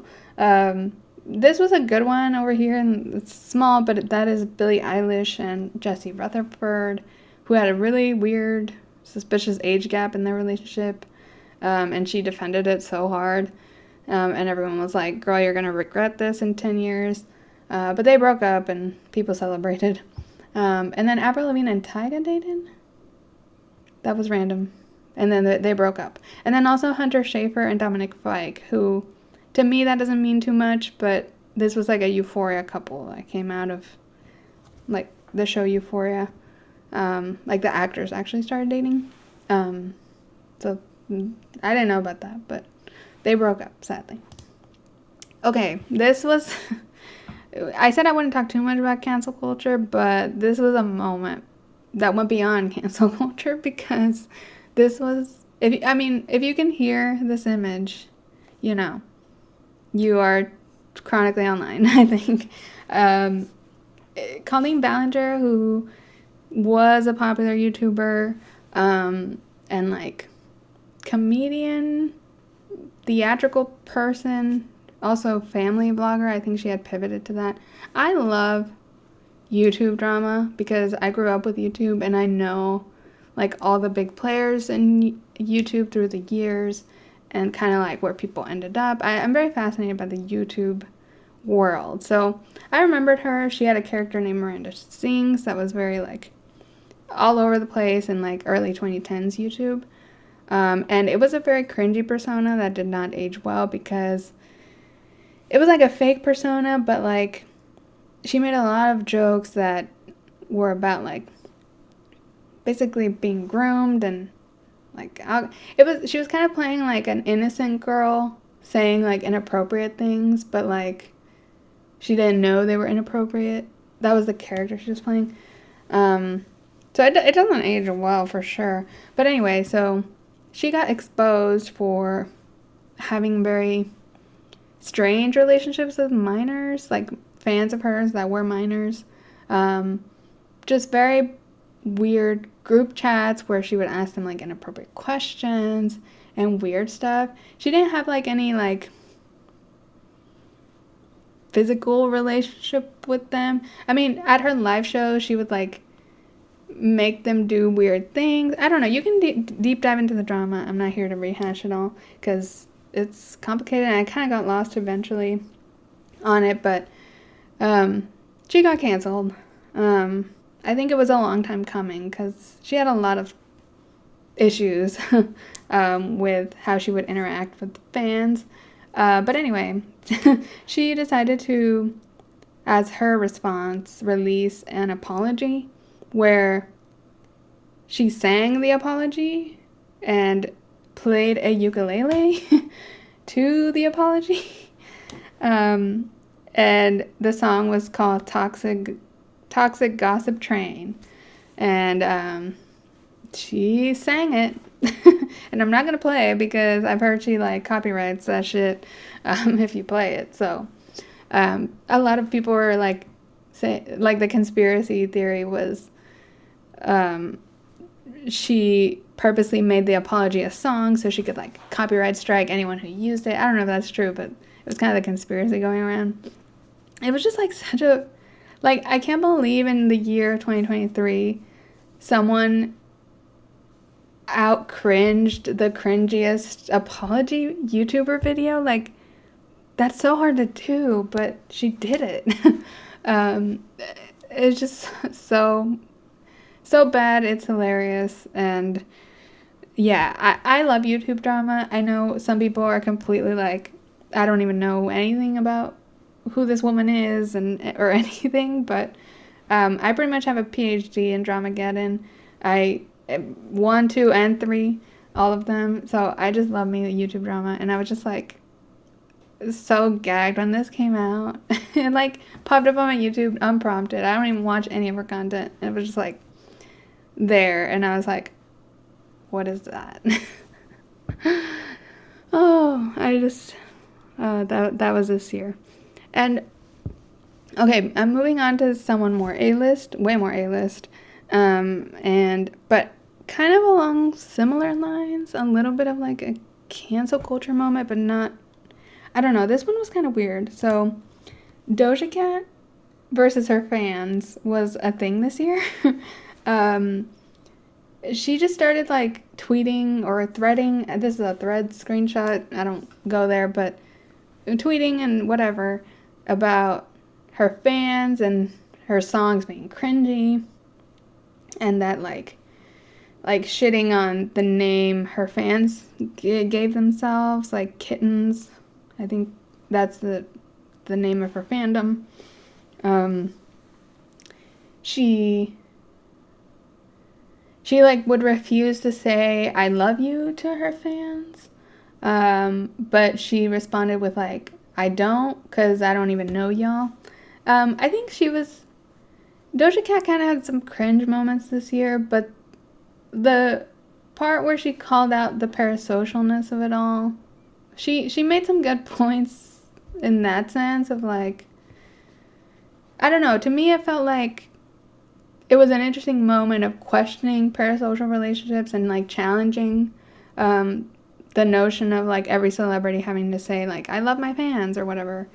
So there were some points, but there were also some like cringe moments where it's like, okay, you don't have to call your song shit and all the people that like your past songs shit too, and you know, things like that. It's not a nice thing to antagonize your fans, but she seems like she's been going through some things with like fame and the level of fame she's reached. Like, she doesn't seem to like it, and like, I don't know, honestly, like maybe doesn't like to perform, maybe doesn't like her label and managers telling her what to do and what to post, and so she just kind of went a little bit wild. But there's also like a theory that like, oh, maybe this was all promotion for her new era, and this was like her alter ego saying this mean stuff to her fans. So I don't really know where it ended up, because this quieted down after the summer, and she went on her tour, and so far I haven't heard anything like bad or crazy going on at the tour.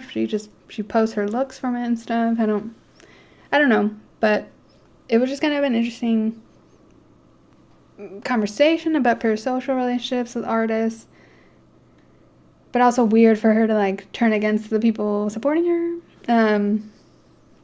Weird, but I don't know. I guess we'll have to see where Doja Cat goes from here. Once the album came out, everyone was like, girl, these songs sound the same as like all your other songs. It kind of felt like when this controversy happened, like she was building up to like this big change in sound, and she was going to be like super heavy, just rap, and I don't know, people said like the music wasn't that different. I do think it was less poppy though. The Scarlet album. The album's called, wait, what? She's shading Paint the Town Red now? Girl, that's like your current biggest hit. She just wants something to fight about. I don't know what she's going through, but she's going through something, and she doesn't seem to want this many eyes on her, which I agree. I bet it's really scary and weird to have such a high profile level of fame. I don't know, but I did not see that she was shading Paint the Town Red, which was a single off her latest album. It is probably one of the poppier ones.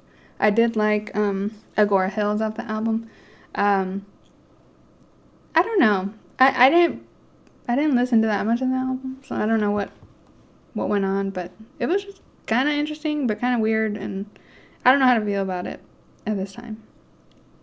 Okay, next, another musician doing quite the opposite of alienating fans and being a relatable queen. Lana Del Rey spotted working at Waffle House. I believe she has since like talked about this moment and said it was just like a joke thing, like she was just offered like the shirt or something, like when she was there. She didn't actually like work there as like having actual shifts or anything, but this was a moment, and it was kind of funny. I mean, it was very funny. And Lana Del Rey, she has had her problematic moments, but also I appreciate she's like the only musician at her level that's like super grounded in like reality, or like she just goes out looking like a normal person these days, and like she'll go on red carpets wearing like a dress from like ASOS, or like somewhere she'll just say it's like a off the rack kind of dress and stuff like that, where I'm like, okay, she's like kind of real for that. I mean, I don't listen to a lot of the music or know about the album that came out this year, but it's just kind of interesting. I'm like, okay, a celebrity that's just like doing she's just out in the real world interacting with real people most of the time that I see her. So that's something. Okay, next is a social media trend. I really don't have that many social media trends right now or on this list at all because I feel kind of unplugged from the TikTok world, to be honest. I don't go on TikTok that much because it involves both sound and visual, and like it needs my full attention to scroll. It's not like a YouTube video I just put on and it's on for 30 minutes, you know. So I've been a little bit unplugged from TikTok. That's why there's not much TikTok on this list. But there was one trend that I think got pretty popular that was, I guess, sort of interesting, or it was like a thing. And that was the Roman Empire thing, which was like some girl on TikTok asked her husband, boyfriend, how often he thinks about the Roman Empire. And he said every day, and she was shocked. And then it became a thing for like women asking their boyfriends if they think about the Roman Empire, and it was like a trend that like all of them said every day or often or every couple days, whatever. And so it made everyone ask the men in their lives about the Roman Empire. I am sad to report Cameron thinks about the Roman Empire once a week. That was his answer. Most of my friends were too cool and were like, no, I never. But he is kind of a history nerd, and he thinks about the Roman Empire. But it also kind of became a thing of thinking like, or of saying, what is your Roman Empire? What's like the weird random thing you think about daily that like people wouldn't expect? And like, for me, I don't know, like my mind is so always racing. It's like everything in pop culture. Like I'm always like thinking about Dramageddons, like I said before. There wasn't anything that's like that random for me to be thinking about. It's mostly just like thinking about TV shows, movies, pop culture. Like I'm always thinking about The Comeback, the show The Comeback, my favorite show of all time. Thinking about like my girly movies. Yeah, I think about those things. But if y'all have interesting Roman empires, if it's not the Roman Empire that you think about too much, let me know. Okay, next, let's talk about some celebrity memoir moments. This is just kind of like all of the celebrity memoirs that were talked about this year. I'm glad my mom died by Jeanette McCurdy. What is a 2022 book, but I was surprised I still saw it talked about quite a bit this year. So that's why I put it on the list, just because that was like a very high profile celebrity memoir. It has like a super, attention grabbing title. So I still heard of a lot of people reading it for the first time this year. So I added it here. But the big moment really was the Britney Spears memoir, The Woman in Me. I did a book club live stream about it. It's still right here. I haven't moved it since that stream. But yeah, that was a huge moment for Britney. It was like the first time we had heard about or heard from her directly-ish in many, many years. And then there were some other books. I forgot kind of about Spare, but that was the most talked about book before, I feel like, the Britney book by Prince Harry. I wasn't super into it. See, AM says they always think about the James Charles and Jeffree Star drama. That's exact Dramageddon. That's my Roman Empire too. Yeah, so Prince Harry had the book. I didn't read it. I remember hearing stuff about it, but now I don't even remember what people are saying about it. Elliot Page wrote a book. I didn't hear too much on socials about it, but I kind of remember it happening. And then the Barbara Streisand memoir came out pretty recently, and the main thing I heard about it was that it was super long. Like, the audiobook was like 9 hours long or something, or really long. So that was kind of interesting. Okay, next, back to movies. Cinema came back again in the fall, and that was with The Hunger Games. this was kind of interesting. Like, I knew it was coming ever since the first look photo at the very top came out. I remember this was the very first photo they released of the movie.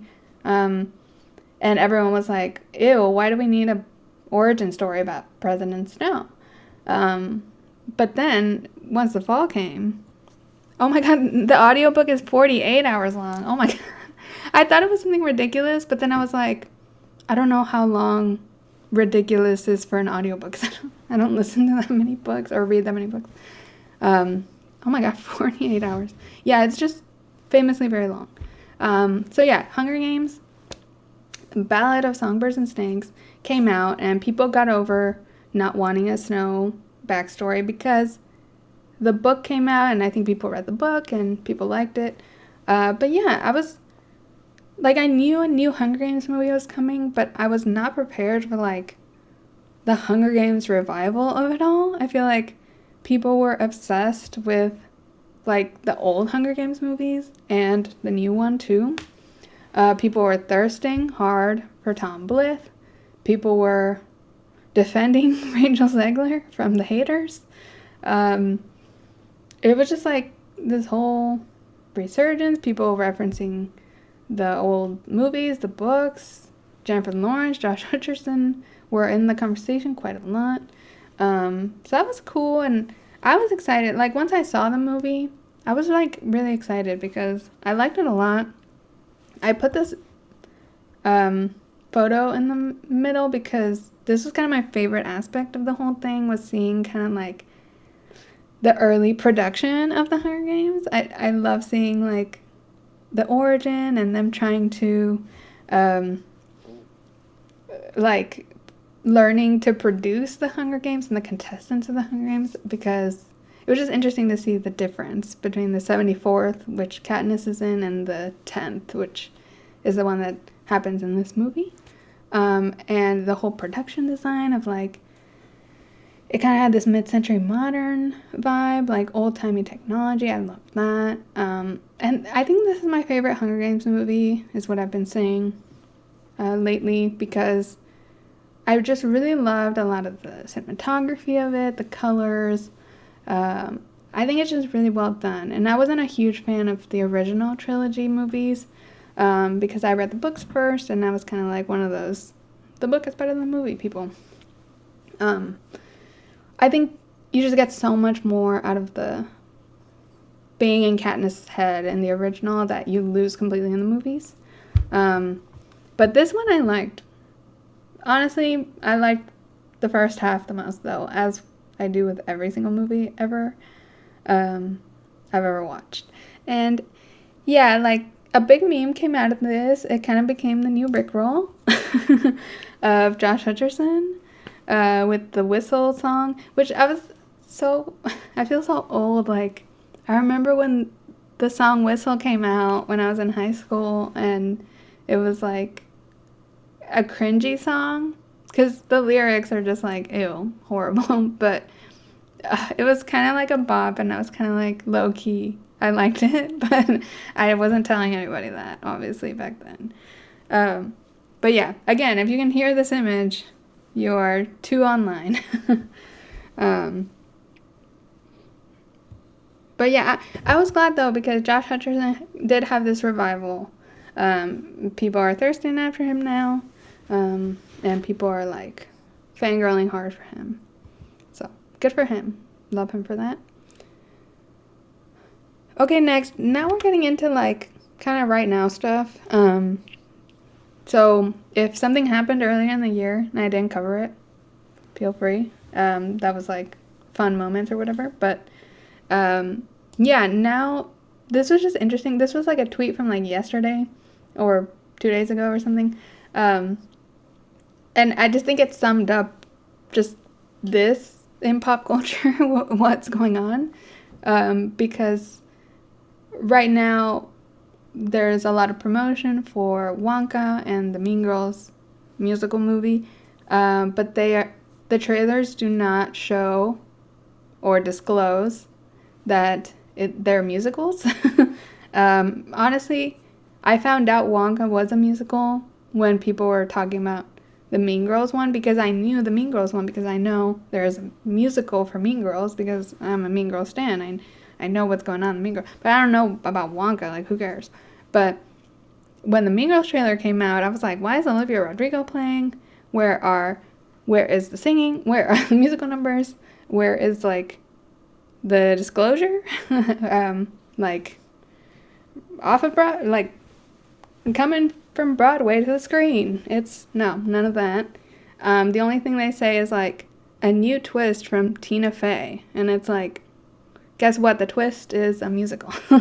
That is what the twist is.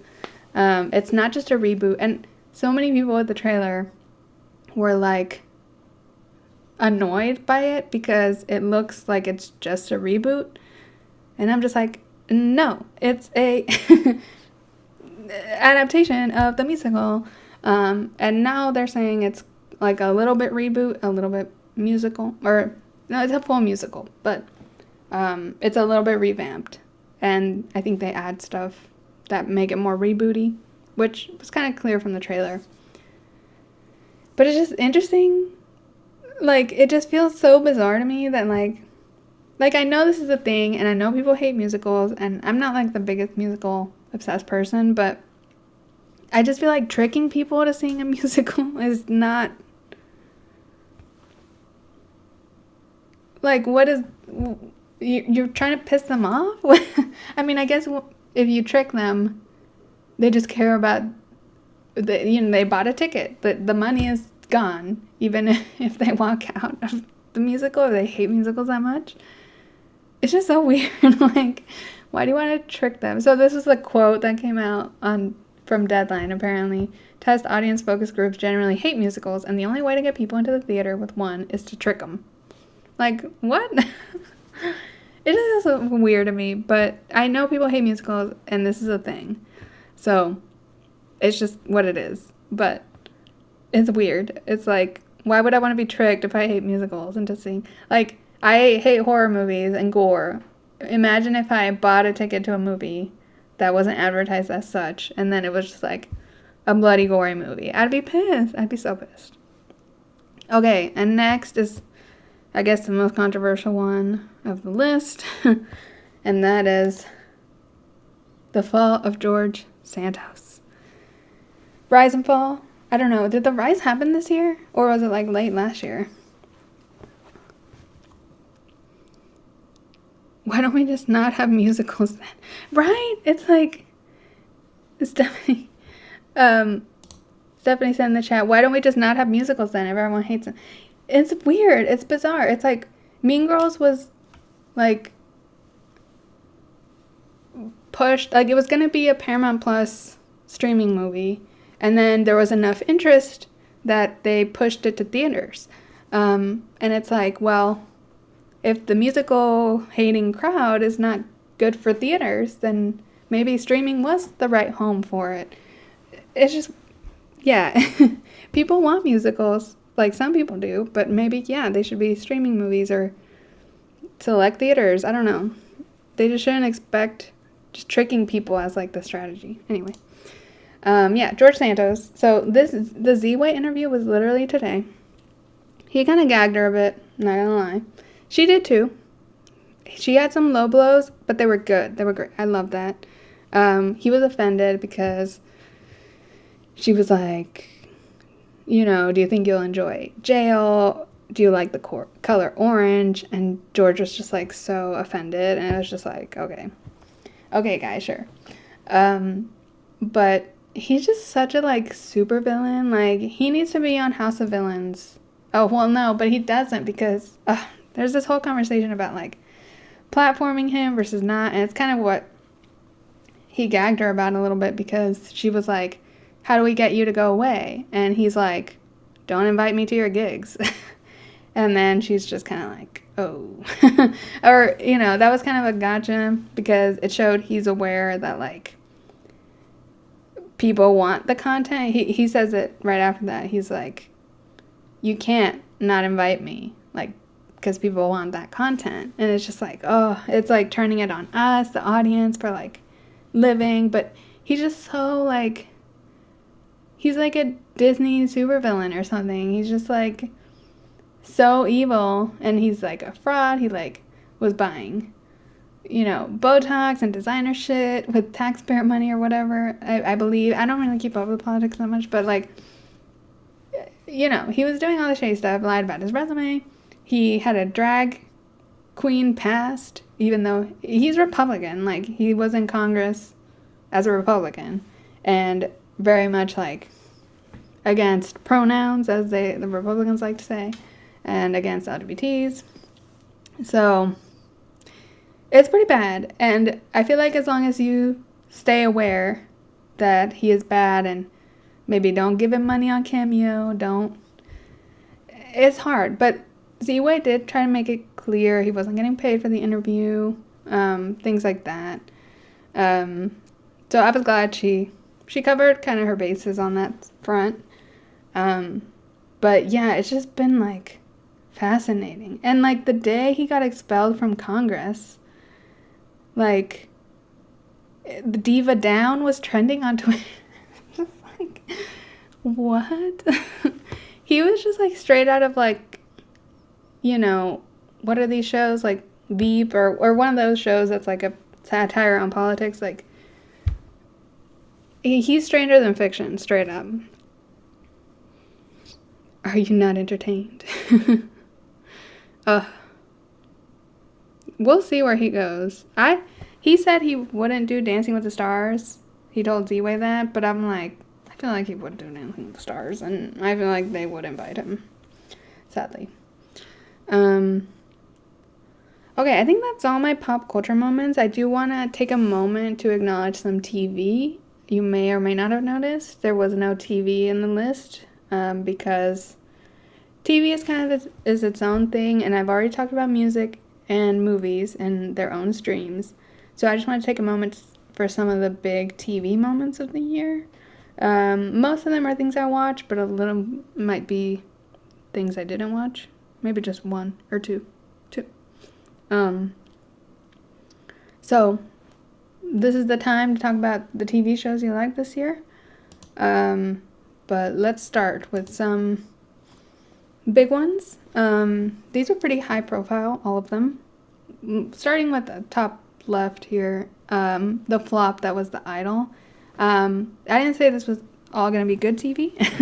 The Idol was kind of like infamously a flop for HBO, for The Weeknd, for Lily Rose Depp, and for Sam Levinson, who is the Euphoria creator.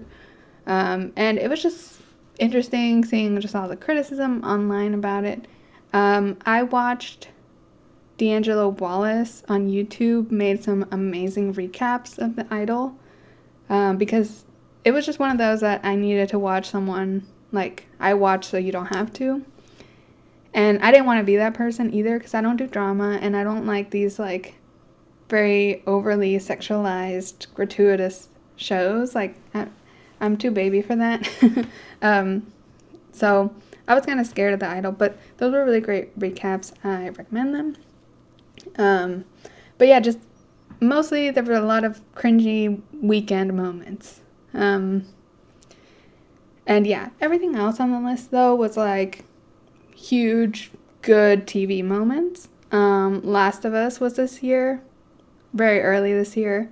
We talked about Pedro, but The Last of Us was huge. I think everyone was watching it, and they had this amazing episode, the Bill and Frank episode. I don't remember what it was called exactly. It had like a name that was like known for. And it's one of those episodes you can watch as its own little movie.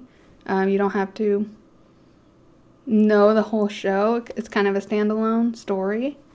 Nick Offerman and what's his name? The guy from White Lotus season 1. That won an Emmy, I think, for White Lotus season 1. That was a great episode. Definitely made me cry. And I had heard everyone being like, it made me cry. And I was just like, I won't cry. And then I cried, obviously, because who can't not cry at that episode?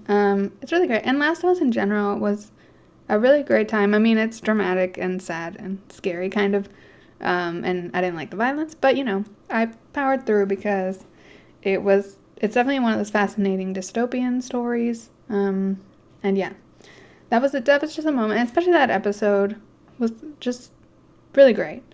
And then White Lotus season 2, was that last year?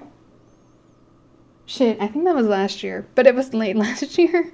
I don't know why I put it on here. I thought it was early this year. Maybe the finale was?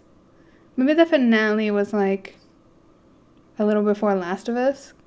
It's always that Sunday night spot. I think 4 of these, like all of these around the Bear, are Sunday night HBO slots, aren't they? I think so. Oh my god. Okay. So, White Lotus Season 2, I guess, ended maybe in 2023. Maybe late 2022. But that was a great season, and I just wanted to shout it out. And then Succession is not a show I watch, but was just huge. Every Sunday, it was like the buzzy show of, like, more than any other show here. Because it was the final season. It was just huge. Everyone was talking about it. Everyone's obsessed. It's probably going to sweep the Emmys yet again. Luckily, hopefully for the last time. I mean, it's over. So, it is over. But, yeah, big deal. I'll probably get around to watching it someday.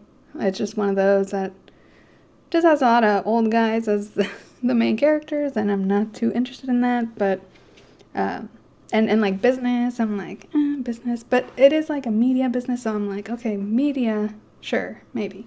But I think I'll get to it. It's just, it didn't intrigue me enough, but definitely intrigued literally everyone else on the planet, and it was a huge show. And then I put The Bear here biggest because I think it was probably my favorite show this year that I watched that was like in this vein of high profile dramas, and I think it was a lot of people's favorite. Season 1 came out last year, but season 2 came out this year, and I think season 2 really exploded with The Bear. I did hear a lot of buzz when it first came out in season 1, but and I had tried to watch it back then because I was trying to get Cameron to watch it because Cameron has worked in restaurants a lot through his life, and I was just like, you should watch this show. Everyone in the restaurant industry says it's like so accurate. So I tried watching like 10 minutes with him. He was not interested and like zoned out and walked away. And I was just like, shit, I don't know. It's so fast. I'm not following anything. So I gave up, and he gave up. And then this year I was like, okay, we're going to try this again. And this time we got hooked because, people were talking a lot more about it. Season 2 was huge, and we got into it, and we loved it. So season 2 especially, though, does really elevate it. Season 1 is kind of like, it kind of reads as a prequel to me in The Bear, because it's like all leading up to like this one thing that kind of changes their lives without giving too much away. And then season 2, it's just really interesting how they're like kind of rebuilding. But I loved The Bear, and it had some really great standout episodes. I mean, I think the most talked about one is the one with Richie and the Taylor Swift one. If you know, you know. That one is awesome. Really amazing episode. The other one is the Christmas one with Jamie Lee Curtis and a bunch of other guest stars, high profile guest stars. And then for me, my favorite was like the Copenhagen episode. That episode like literally changed my mindset on creativity, like permanently. It's something I think about constantly when I think about making art at all. And it's just the simplest conversation in it, but it's like that guy he's like in memes. I think he's in that, what movie is that? There's that one Jennifer Aniston movie where they're like in an RV. He's in that movie. But anyway, that guy, he was like the chef in Copenhagen. Tells Marcus, the dessert guy, like, art doesn't have to be something like complicated or perfect or something. It just needs to be inspired. And I'm just like, oh, every time I think about art, I'm like, it's inspired. That's why it's good. So, like, that episode totally summarized for me, like, creativity and, like, what it means. It was just so good. Lots of good, like, life lessons in The Bear. And not really my type of show normally. Like, I don't like necessarily male-led shows or, like, stressful shows like this. It can be pretty stressful. We're the Millers. That's a movie. Yes, that guy's in. That's the one. I always want to say it's an Adam Sandler movie, but it's not. It's just because Jennifer Aniston has been in Adam Sandler movie. Anyway, yeah, love The Bear. Shout out to The Bear. I don't normally get to talk about these types of shows on my channel, since I focus on reality TV so much. So year-end recaps are the time I have to acknowledge them. The Bear and Vanderpump Rules. Okay, I was like, I think that's Vanderpump Rules, but I don't want to say. Pam said this year something about restaurant drama this year. Honestly, yeah, I do think about The Bear when I watch Vanderpump Rules because they work at a restaurant, and I was thinking like, wow, restaurants. And I recommend both to people that have worked in the service industry or currently work in the service industry. Definitely good. And then next, I'm keeping the TV train going. I have more because, you know, I watch a lot of TV. But these are more like just shout outs of shows I either liked or I think, I don't know. Anyway, so there's just a couple more to add. The other two is one of my favorite shows ever. It did kind of get a little controversial because after the show ended, they said like the behind the scenes of it was kind of toxic work environment wise. So, you know, take that into consideration. But the other two had its final season this year. It aired on Max, and it was season 3. And it was just so freaking funny. It's like the only show I've seen that, excuse me, still reflexing. It's the only show I've seen that like addressed the pandemic in kind of like a funny way, that felt like really real. And it's just like, if you follow pop culture, you should give a try to the other two because it kind of like parodies all the shit that goes on in pop culture, and especially all the like behind the scenes that happen with like celebrity in the celebrity world. It's just so funny. And then a couple of Netflix things I wanted to add. Oh, and the ending to the other two was like really, really great. They really landed it, and it was very final. And I was sad because I love that show and it could just parody pop culture forever, but yeah, it had to end, I guess. And I mean, it did, I think, for the crew. I don't know. But I just recommend it if you like pop culture. And then, yeah, these Netflix ones. Glamorous is a show. They both came out in June, actually.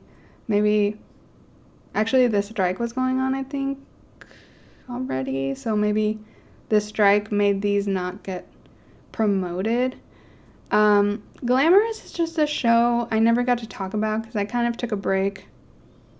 I take a break if I know like an Ultimatum or Love is Blind season is coming or just happened on YouTube, so sometimes I take breaks. And Glamorous was a show that came out, I think, around Queer Ultimatum time. That sounds right. And so I didn't get to make a video, even though I really wanted to, and I had notes and everything. But it was just such a good show and totally overlooked on Netflix. It just had one season. It did not get renewed. But I think it's still really worthwhile. It's really funny, really campy. It kind of like depicts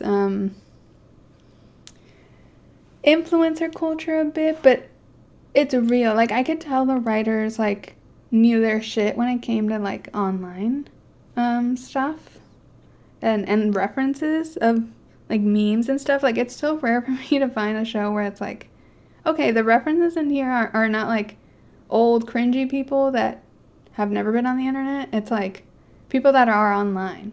The references were very like kind of gay Twitter, stan Twitter, those types of references, and they were on point, to be honest. And Kim Cattrall is fierce, obviously. She's in it. And I just think no one talked about it, and it deserved more. It was very, like, LGBT centered. It was kind of like rom-com-y vibes. It's not a teen show. Maybe that'll help. Some people don't like teen stuff, and I like teen shows, but it's not a teen. They're adults in a workplace. It's kind of a workplace, a little bit sitcom-y, a little bit campy, and lighthearted. And it's very rom-com. Like, the protagonist has a lot of fun love interests and drama like that. Really, really fun. Had great music, too. All the great pop songs I love. Some Gaga. I think it opens with Gaga, so you can tell why I liked it. But yeah, I recommend it as a lighthearted, girly kind of watch. And then Joan is Awful, I didn't put on here because I loved it. I didn't. But Joan... I did not love this episode, but I appreciated that it was addressing something current. So this is the opening episode to season 6 of Black Mirror on Netflix. And it was kind of the only episode really talked about, I think.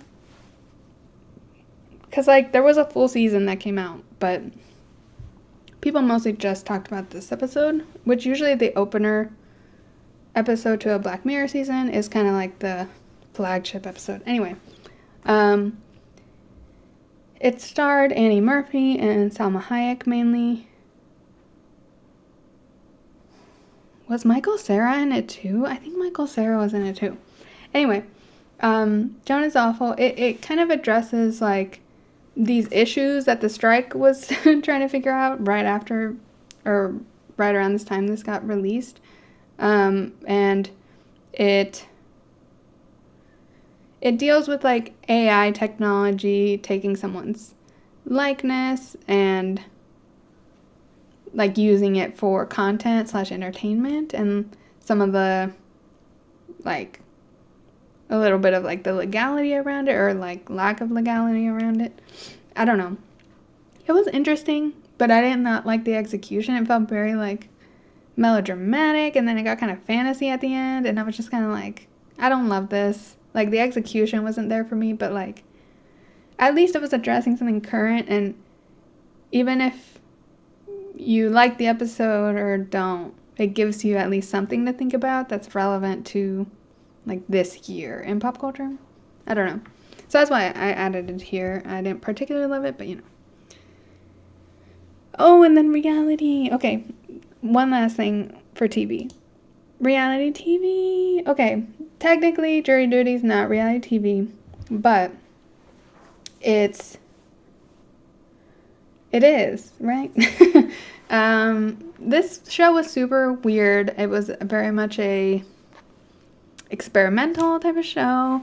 It honestly got a lot of attention. I was really excited when I saw the trailer, and I was just like, oh my god, this is so interesting. So basically they get one guy to serve on a jury duty, or a jury, a jury under the guise of like being on jury duty, except everyone there is an improv actor, and he thinks like this is like a real jury he's on, a real jury duty experience, while everyone else is just like playing whatever their improv character is and trying to fool him into thinking this is just real, and then making a show out of it. I was really excited by this premise, just on the experimentalness alone. It's very like a Truman Show kind of vibe of like, you know, there's one guy that's real and everyone else is an actor. It was very interesting, very funny. Had a lot of really funny moments. Fun For me, I did struggle with it. Like, I was very excited for it leading up, and then I struggled with it until the very end. So it's probably like 10 episodes or something, 8 or 10 episodes. And the whole like first however many episodes, I was just like, this can't be real. This can't be real. How are they doing this? How are they, like, I was too like distracted and hung up on the logistics that I was just like, how are they doing this? And then later on in the series, they do show how they were doing everything and all the logistics that I wanted. So once, like, that episode was my favorite, and I could have like just watched that, honestly. And honestly, if I rewatched it, I would probably like watch that first and then go back and see the full show. Or now in the rewatch, I know those things, so it wouldn't bother me so much. But yeah, I really liked it in the end. Once I got all the answers, and I could finally be like, oh, okay, I know how they're doing this, and it is real, it seems like. I mean, they tell you it's real from the beginning. I just have a hard time being such a reality TV nerd. Like, what's real? What isn't? I need to know. And so there was a lot of that for me. But I still really enjoyed it. Really fun. A lot of people, I think, enjoyed it. It kind of became this, like, more word of mouth type of show because it was on Freevee, not a super, like, high-profile streamer that seems, like, prestigious. But honestly, I think it got a lot of respect, and celebrities were showing love for it. People I knew in real life were showing love for it. So it was a hit in the end. And people keep saying, like, what's next? But it's like, it's hard to execute. I don't know how they would do another scenario like this. I don't know. But I don't know. I would watch it again, a different one, or like a new setup or scenario. And the guy, Ronald, I did also feel bad about the ethics, honestly. I realized if I was in the Truman universe, I would be that hippie girl. I would be part of her group that's like Free Truman or whatever. Because I was like, no, this is not ethical. Like, honestly, I was like, that was also freaking me out a little bit about the show. And still freaks me out a little bit. But this guy now has an agent.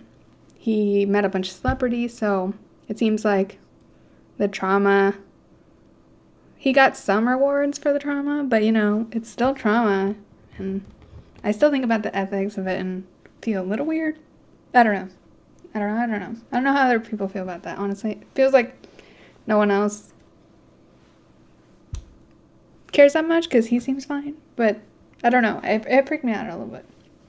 But it's fascinating. Love that. And then a couple reality shows. I already talked plenty about Vanderpump Rules. I have a whole video on it. So I won't talk about that. But they had a big season 10, early in the year. And then RuPaul's Drag Race. I had to acknowledge our current reigning Sasha Colby. It was the winner, and she's a trans woman. It was huge. She won, like, pretty naked. It was, like, a moment of liberation. It was very cool. And, yeah, I just needed to acknowledge that. I forget because Drag Race happens in, like, the first half of the year, and then second half of the year, I don't really watch much Drag Race, and it's like, oh, yeah, Drag Race happened. And acknowledging our queen. And I got to see her so close at a small venue this year, and she's perfect in real life, just like she looks on TV. And then Claim to Fame had its season 2, which was super strong. This show is so underrated. So underrated. I've made videos about it. But season 2 was just as good or better than season 1. They kind of ironed out some kinks from season 1, even though I loved season 1 as well. You can find those episodes, both seasons, on Hulu. But this show is so fun to play along with. I have to, like, not follow any conversations online about it or on Reddit because I could get spoiled so easily, and I try not to get spoiled at all about it. It's a show about, like, guessing people's celebrity relatives. So a bunch of relatives of celebrities go in a house, and the game is to, like, protect your identity and figure out who other people are related to that is a famous person. And the people they get are pretty A-list, like the relatives.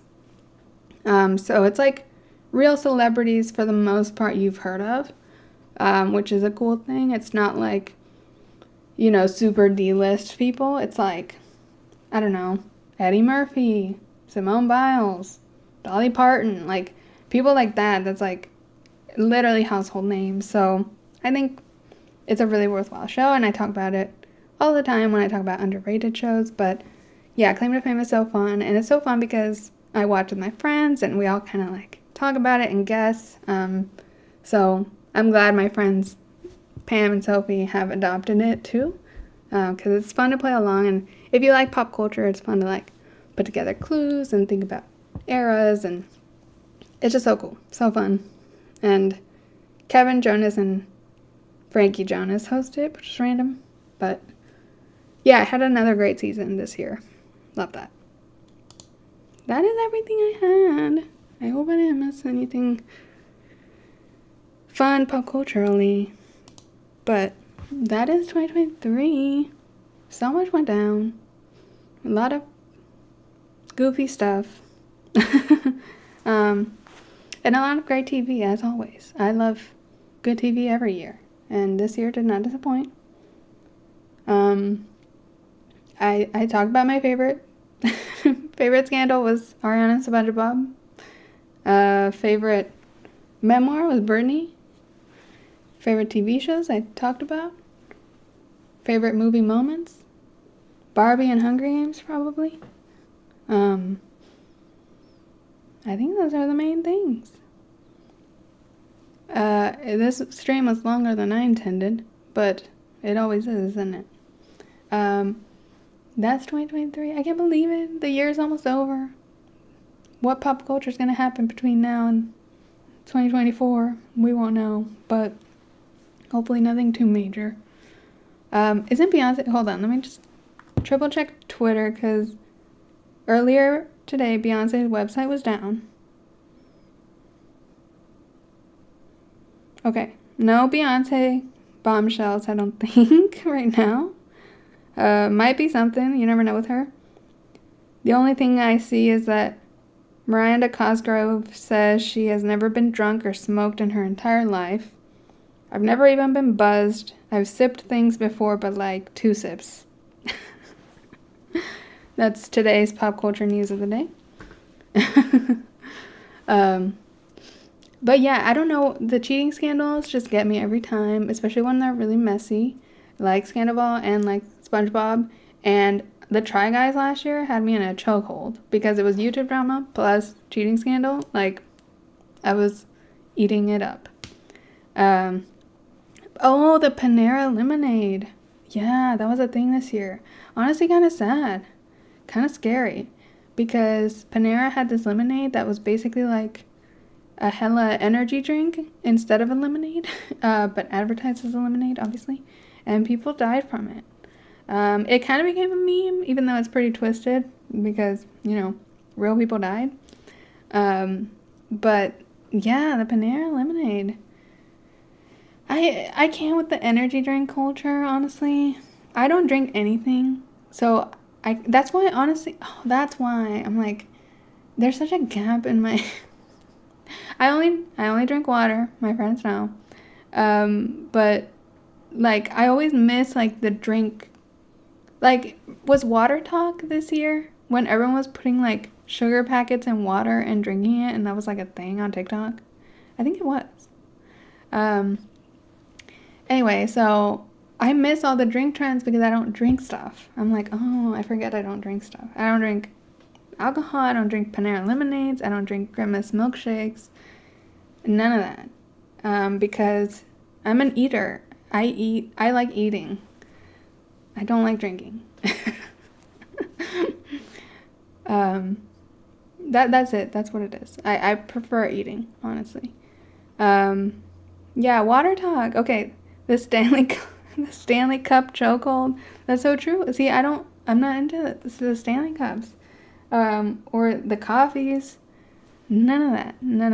So, I miss all the drink pop culture news, mostly. I mean, I hear about them, but I don't feel them. I don't relate.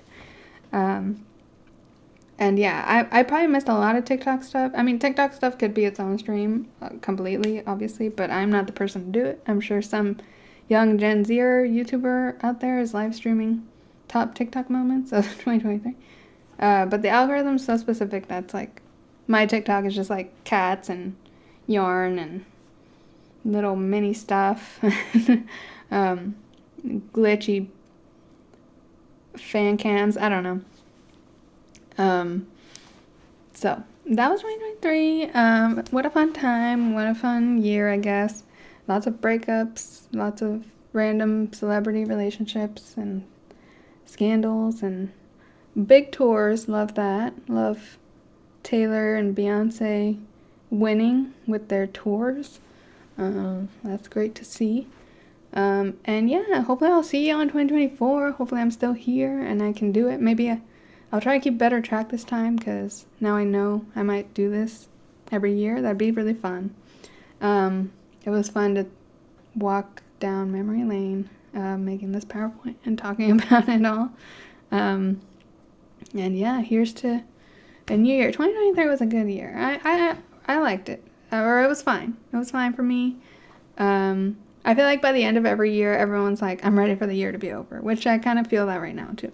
But it was all right for me, and looking forward to 2024. I love 2024 just as a year because it's 20 years after 2004, which is like my favorite year of movies.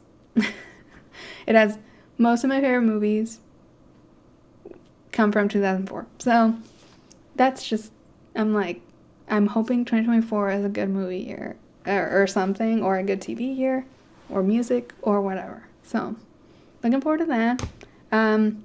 This Friday I'll be streaming, it might be my last stream for December, about the House of Villains finale, the winner of House of Villains, and the season as a whole, because the video I made about it was just about the first 2 episodes.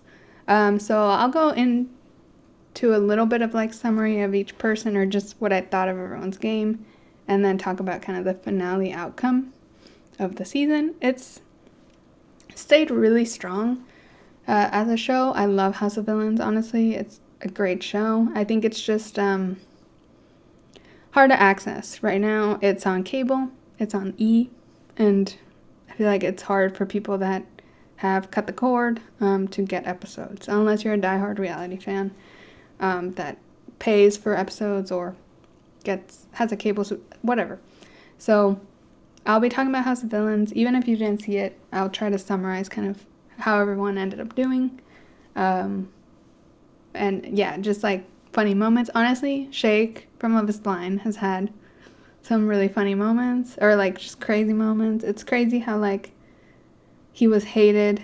He was like the most hated guy in a house full of villains. It's like hilarious. And just like so many funny, ridiculous moments on that show. So Friday night, we'll be talking about that at 8 p.m.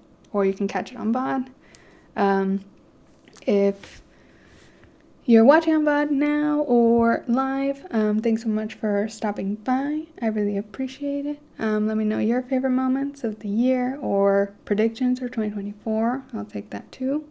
Don't forget to subscribe to my channel if you enjoyed. I put out new videos whenever I feel like it. I haven't put out a video in a minute.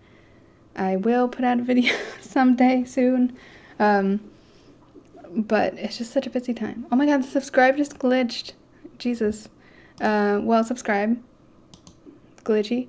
Or follow me, I'm Miscellaneous, if you want to find out about live stream schedules or new videos. I mostly post on Instagram and my community tab on YouTube.